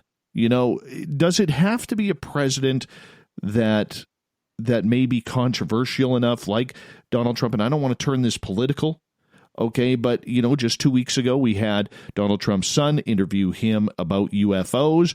It doesn't matter whether you support Trump or are not a fan of his. We're talking about the UFO section where his son asks him about Roswell. What was your take on that? Because here we have a sitting president, and I was watching his body language, and I'm no expert on that, but the way he was smiling and his facial expression to me, he knew that question was coming and he was going to have some fun with it. But to me, it looked like he knew something. What did you think? He knows it's coming. He's getting out ahead of it a little bit, and he's going to, say, I kind of tried to tell you he's going to try to use that to his advantage. He has to know. If congressional people know, then he knows. And I do think congressional people know. I heard that a couple of weeks ago. I was told certain people were briefed about crash retrieval. So if they were briefed, then he was briefed. So, how he reacts to the actual story is another case. I don't know. But back to the Clintons, I think, how big do people think it would be if either Bill or Hillary Clinton are on the record in that article? Is that a big deal on a crash retrieval article? Not, I don't know if either one of them probably doesn't know anything. They're not read into anything, but if they're adding their opinion in that article, I think that would be pretty big. So that's why I'm excited to see the article, because I don't know what's in it, but I've heard little rumors here and there about that. That's the New York Times article you're talking about. New York Times article. And as far as Trump, we joked that if there's anybody that's going to say, well, if they have a flying saucer and it belongs to the American people, let's go get it. This is nonsense. There's no such thing as a special access program when it comes to this stuff. But yeah, whether or not anything like that happens, who the heck knows? I've said it to other people, it's a pipe dream to think that. But let's definitely get into consciousness and remote viewing, because people are saying it online. Like, let's talk about it. So back in, I think it was 96, I heard about Courtney Brown. He wrote about remote viewing, and that turned into a big debacle with the whole Hale-Bopp comet and heaven gate, and they said they were remote viewing a UFO by the comet, and then they all committed suicide. It was like it was a debacle. It was all on Art Bell, and it was horrible. But I stayed with it, and I took a class with Lynn Buchanan in '97, and I took another class, and I discovered for myself that it's legitimate. And it's just your psychic abilities. They call it PSI. It's basically a way to bring out those abilities. There's a certain method you follow that they came up with, Hal Puthoff and Ingo Swann. It's just little things that you do, tapping on your paper, speaking out loud, and you get information. It just pops into your head, so you write it down. And I had enough information to say, you know what? There's no way I should have known that unless the information is coming through a sixth sense. Now, my stuff wasn't that impressive. The people who I did it with, my first wife, she's a natural psychic, so she had impressive. Some of the stuff she came up with was amazing. But some of the best remote viewers, they come up with so much information. So that's something in the future people need to look into meditation and, remote viewing and just exploring consciousness and a controversial subject. If you look into Graham Hancock, he's written a lot about ayahuasca and mushrooms. Those are really important issues. I think people, it's been demonized over the years, but it's a way to expand awareness. And I've never done any of that stuff, but I've read about it. And I think Graham Hancock has done ayahuasca like 8, 9, 10 times. And it's just amazing. He thinks every politician should do it, which would be, it would be great. Imagine that. I can't imagine some of those politicians doing it, but it would be great to watch. That would be a reality show. Up here, we think there are already a few doing that. Yeah, it's very possible. So yeah, remote viewing. It's really funny because, and then there's so much that we don't know about human beings that I think we have abilities. I think a lot of this is about abilities we have that we have no idea. That's like one of the things. I'm not Christian, but one of the things Jesus said is, you could do these things and more. And I think that's our future. And I'm not talking about 5, 10 years. I think in the distant future, that's what humanity will become. And, it's really, I love looking into that stuff. That's a big part of it. A lot of people are nuts and bolts and they hear consciousness and remote viewing and they reject it. And I'm like, just do it. First of all, if you're going to reject remote viewing, first try it yourself because, you'd be amazed what you come up with. And, we were just worried about what the Russians were doing. So that's why we did our program. We wanted to see because we heard they had a program. And Dave, if you look, people should see Third Eye Spies. And one of the most amazing remote viewers was Pat Price. And, he's dead now and people think he might have been killed. He was amazing, though. Him and Ingo Swann to come up with this program, him and Ingo Swann and Hal Puthoff and Russell Targ to come up with what they came up with was just incredible. I mean, that alone should get, Hal Puthoff and Ingo Swann, he's dead now, but they should get some award for what they did. It's just amazing. When you look at the system of remote viewing, controlled remote viewing. It's just incredible. It's so in depth what they came up with, how you can get that information out, whether it's through your subconscious or whatever. How we don't know how it works, but there's other things. This healing. I never was into healing. That's one of my favorite subjects now. And there's a guy called, people need to look this up, William Bankston. He's done over 20 experiments with mice, and his healing method, they inject the mice with cancer, which is highly controversial. They give them mammalian cancer. And they do this technique that he learned from a psychic who's now dead. And the mice are supposed to live 27 days with this cancer. The tumor gets large, and then they die. It just crushes their organs. Well, with his method, when they do it, and they have a control group too that does not get healed. They just pick these students at a college. It's done in a university. And he teaches them the method. They do it for an hour over the cage, and the mice live their full lifespan. That should not happen, Dave. There's no drugs involved. They die at 27 days. That's the longest they will live with this kind of cancer. They're living their full lifespans. The control mice are dying. But this is the weird part. If the healers decide they want to peek in on the control mice, just look at them for 10, 15 minutes. Hey, where are those control mice? They get near them, those mice are healed. And people are like, this is insane. I'm telling you, look into his research. He's all about data. He's a sociologist and a statistician. He's amazing. I took his class a couple of weeks ago. I learned his method. It's not that hard. I could teach somebody in a half an hour. I'm not going to do it here. In the future, one of my YouTube videos, I'll teach it. And it's a healing method. And you want to get more woo, it's a manifesting method. And Dave, I have used this method, and I had some really interesting stuff happen. I want to get back into remote viewing. So I started doing this method. It's one of the things I wanted to get. Like 3 days later, I'm talking to somebody who lives in Vegas, a known remote viewer. And she goes, by the way, would you like to take my remote viewing class for free? I have an opening. You could just take it for free. I'm like, yes. So coincidence or not, I have a free remote viewing coming to me. And I wanted to do it because I dropped the ball again. I did it I had 2 teachers and I did it, but I did not practice. I did not stay with it. You need to practice. So I want to start doing that again. So now that I have that offer, I will start doing it, and I'm going to stick with it and see what I can come up with. But the healing, Dave, it's amazing. He's such a down-to-earth guy. Bankston, his lectures are online, his interviews. He's interviewed by Jeffrey Mishalov. That's one of the better interviews. And like I said, in a laboratory with controlled conditions, his work with Dean Radin. He works with Dean Radin, who's a very respected parapsychologist. Amazing what they're coming up with. And I could talk about him for hours. His books, both of them audiobooks, they're great. He talks about the story of how he learned this and the psychic that he met. And like I said, a lot of people said, oh, this is woo-woo, but he has the data. For him, it's all about data. And the most he'll say when he says, you know what, this mice is healed of cancer. We take the blood out of that mouse, and then we inject it into another mouse.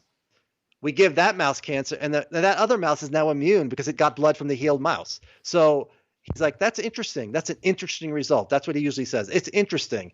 And it's the worst. It's a secret. Nobody wants to talk about it. I'll post it on Twitter. I will get no reaction from people whatsoever. It's a little frustrating because, like I said, I never was into healing because I thought there was no data for it. There's no evidence for it. But then I stumbled upon Bankston. I worked in Houston a couple of years ago on a show, and a production assistant said, hey, have you ever heard of Bill Bankston? And next thing you know, it's like, this guy's amazing. How do I not know about this guy? And when Hal Puthoff was in Vegas a couple of years ago and he got this award, Bankston was on the stage handing him the award. I didn't get to go to the conference, but he's like one of my favorite researchers. He should be having so much publicity, and he's basically ignored because it's too much for people. UFOs, okay. Healing, not okay. And he talks about the boggle factor. People like UFOs. But then they start getting into the consciousness. Nope, too much. Well, then the people who like consciousness, then you start talking about healing. Nope, that's too much. There's like a different level for everybody. They have issues of what's not acceptable to them. Bigfoot, okay. Bigfoot with psychic phenomena? Nope. Bigfoot and UFOs? Nope. Just Bigfoot. So it's like that. And that's everything you could take about it. And Knapp and Kelleher talk about that in Hunt for the Skinwalker. There's like everybody, it's my stuff is good. But all that other stuff is woo-woo. It's nonsense. Joe, we're going to get to the thought of the day. I'm going to get you to stick around here because it's always a lot of fun. And it kind of involves the Wilson documents. I thought you'd have some fun with it. So let's get to that, okay? Okay, sounds good. All right. There's our great music.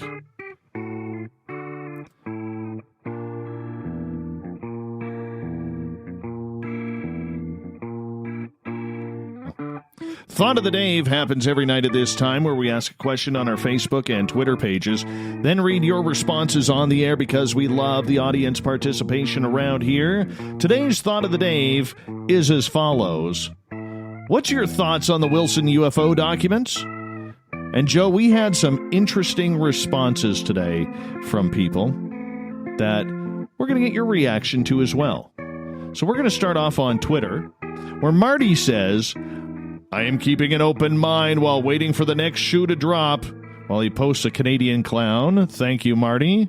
Chris, because of who has put their necks out on the line to stand by them and their backstories, I can't dismiss them. All these hints about a new New York Times article by people who have been right in the past, I can't dismiss that either. There's no need to fight over it regardless. We do got to come together, don't we, Joe? We really need to get sometimes I'm guilty of it too online, but for the most part, we need to, not just as a community. I mean, as a country, as a world. I mean, I don't know, I can't envision it right now, but I know it's utopian. But if we're battling something that doesn't have our best interests at heart, we really need to come together. And it's like that's another thing. When Reagan said, how we would come together if we faced a threat from outer space as a species, we would come together. Clinton said the same thing. I never knew that. Clinton said the same thing. And I have the quote. I have to put it out on Twitter. It's like, and he got lambasted for saying it. So it's easier to say. Whether or not we can do it, I don't know. I guess that's why we're going to have to collect evidence to show people whatever. I'm like I said, that's my theory. That's my hypothesis. If it's not right, then if it's just extraterrestrial, not that big of a deal. We can just slowly acclimate to it. All right. I don't know if I have faith in us as humans, and I put myself in that, to come together. But let's hope things change. I don't know. We'll see. All right. Jules says, must admit, it excites me. Not as much as your hair, though. Make sure you give that mane a sexy shake tonight, Dave. So there you go, Julie. There you go.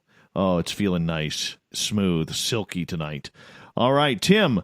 More muddying of the waters. The U.S. government strikes again at disinformation. Very sad. That's somebody, and Tim's a good guy. He listens to us all the time.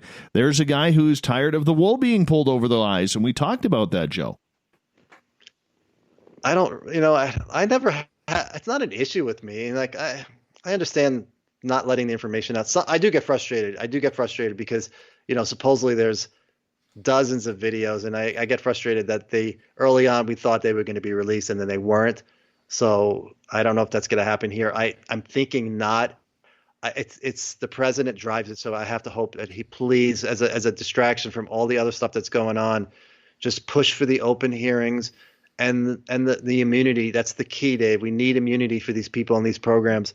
I don't think it's a question of disinformation at this point. I mean, yeah, it's always a possibility. You never know. You never know if Wilson was lied to by this program manager, but I don't think that's the case. But we're gonna know stuff really soon. That's the great part about this. We don't have to wait years or months. If the New York Times gets beat to the punch, then we'll know from somebody else what's going on. I think the Times will eventually do it, but they have to be scrambling right now. They have to be nervous that somebody else is gonna scoop them. And the New York Post was supposed to do something today. I don't know if they did it or not. A video. All right, we'll get to a couple more here before we got to start taking this home. Bob McGuire, Science Bob, says, I believe there is sufficient evidence that the meeting was held, and I cannot figure out what Eric Davis would get from lying. I lean towards accepting the meeting and the contents, which are still unverified, because we want the SAPs, not just their existent. Gail, my opinion is the documents are true and accurate. The material strikes me as being written by someone who wanted to make the meeting to be recalled in all its details. I have known people to do that when they consider the information to be of great significance and importance. Final word on Twitter goes to, our good friend Alcatraz Juan. How is a basketball floating in the ocean relevant to UFO documents? Thank you to everybody participating in the Thought of the Dave. We will do it again tomorrow on Twitter and Facebook. Thank you so much to Captain Shirk who put the news together, which we will read tomorrow, and to UFOJoe.net, Joe Murgia, for coming on in and breaking down the Wilson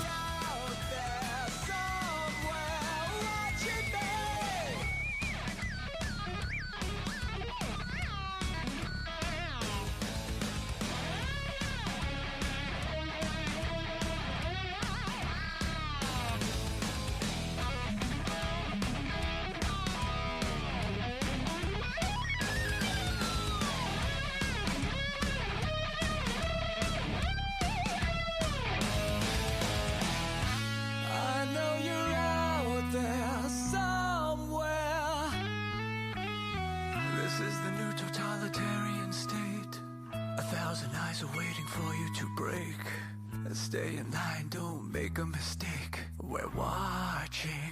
We watched you for so long.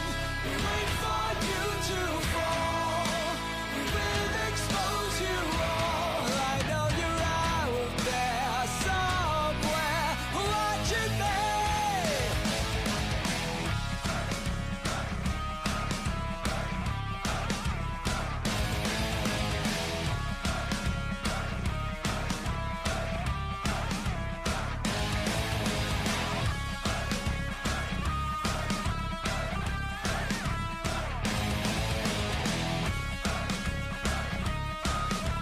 All right.